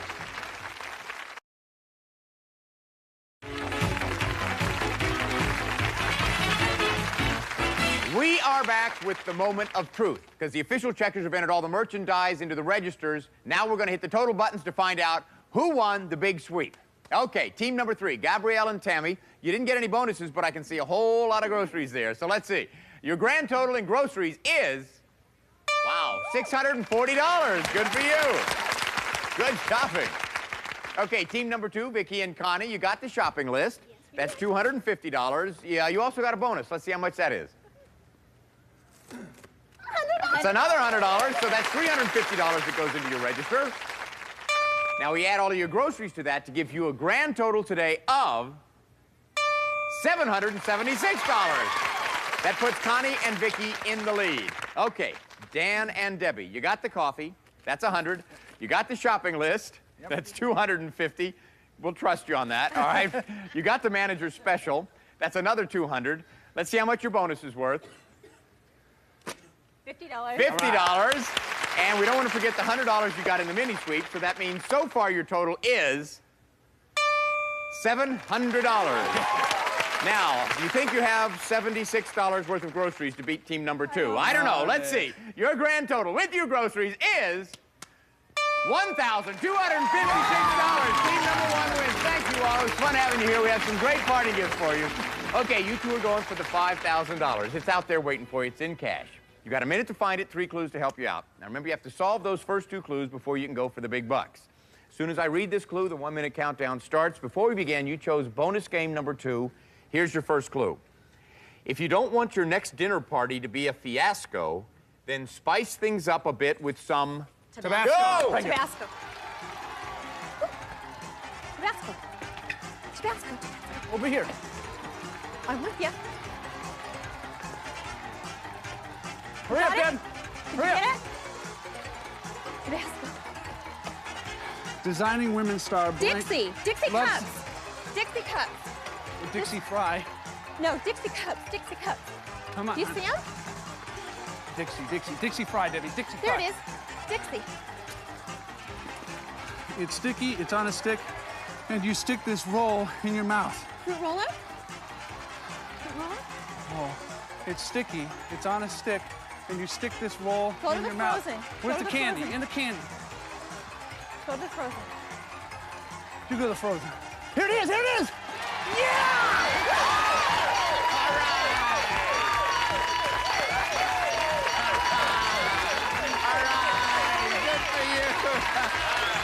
did it! You did it! You found the Tootsie Rolls, right? Put Tootsie Roll Pop?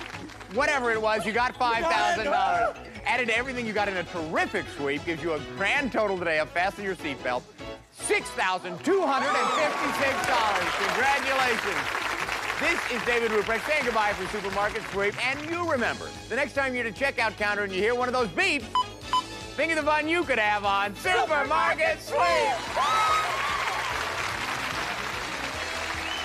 Promotional consideration provided by The Salad Shooter Electric Slicer Shredder from Presto shoots right into your bowl for great salads, desserts, pizzas, and more. Fast and easy. Spencer's Everything Children's Clothing is meant to be. Durable, easy care, smart designs with comfort always in mind. Spencer's American-made children's clothing that will stand the test of time.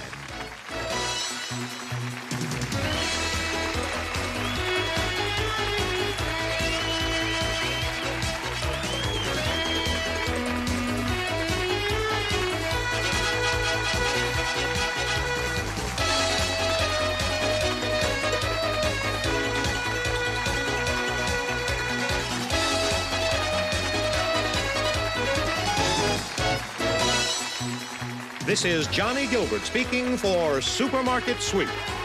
Supermarket Sweep has been an Al Howard production.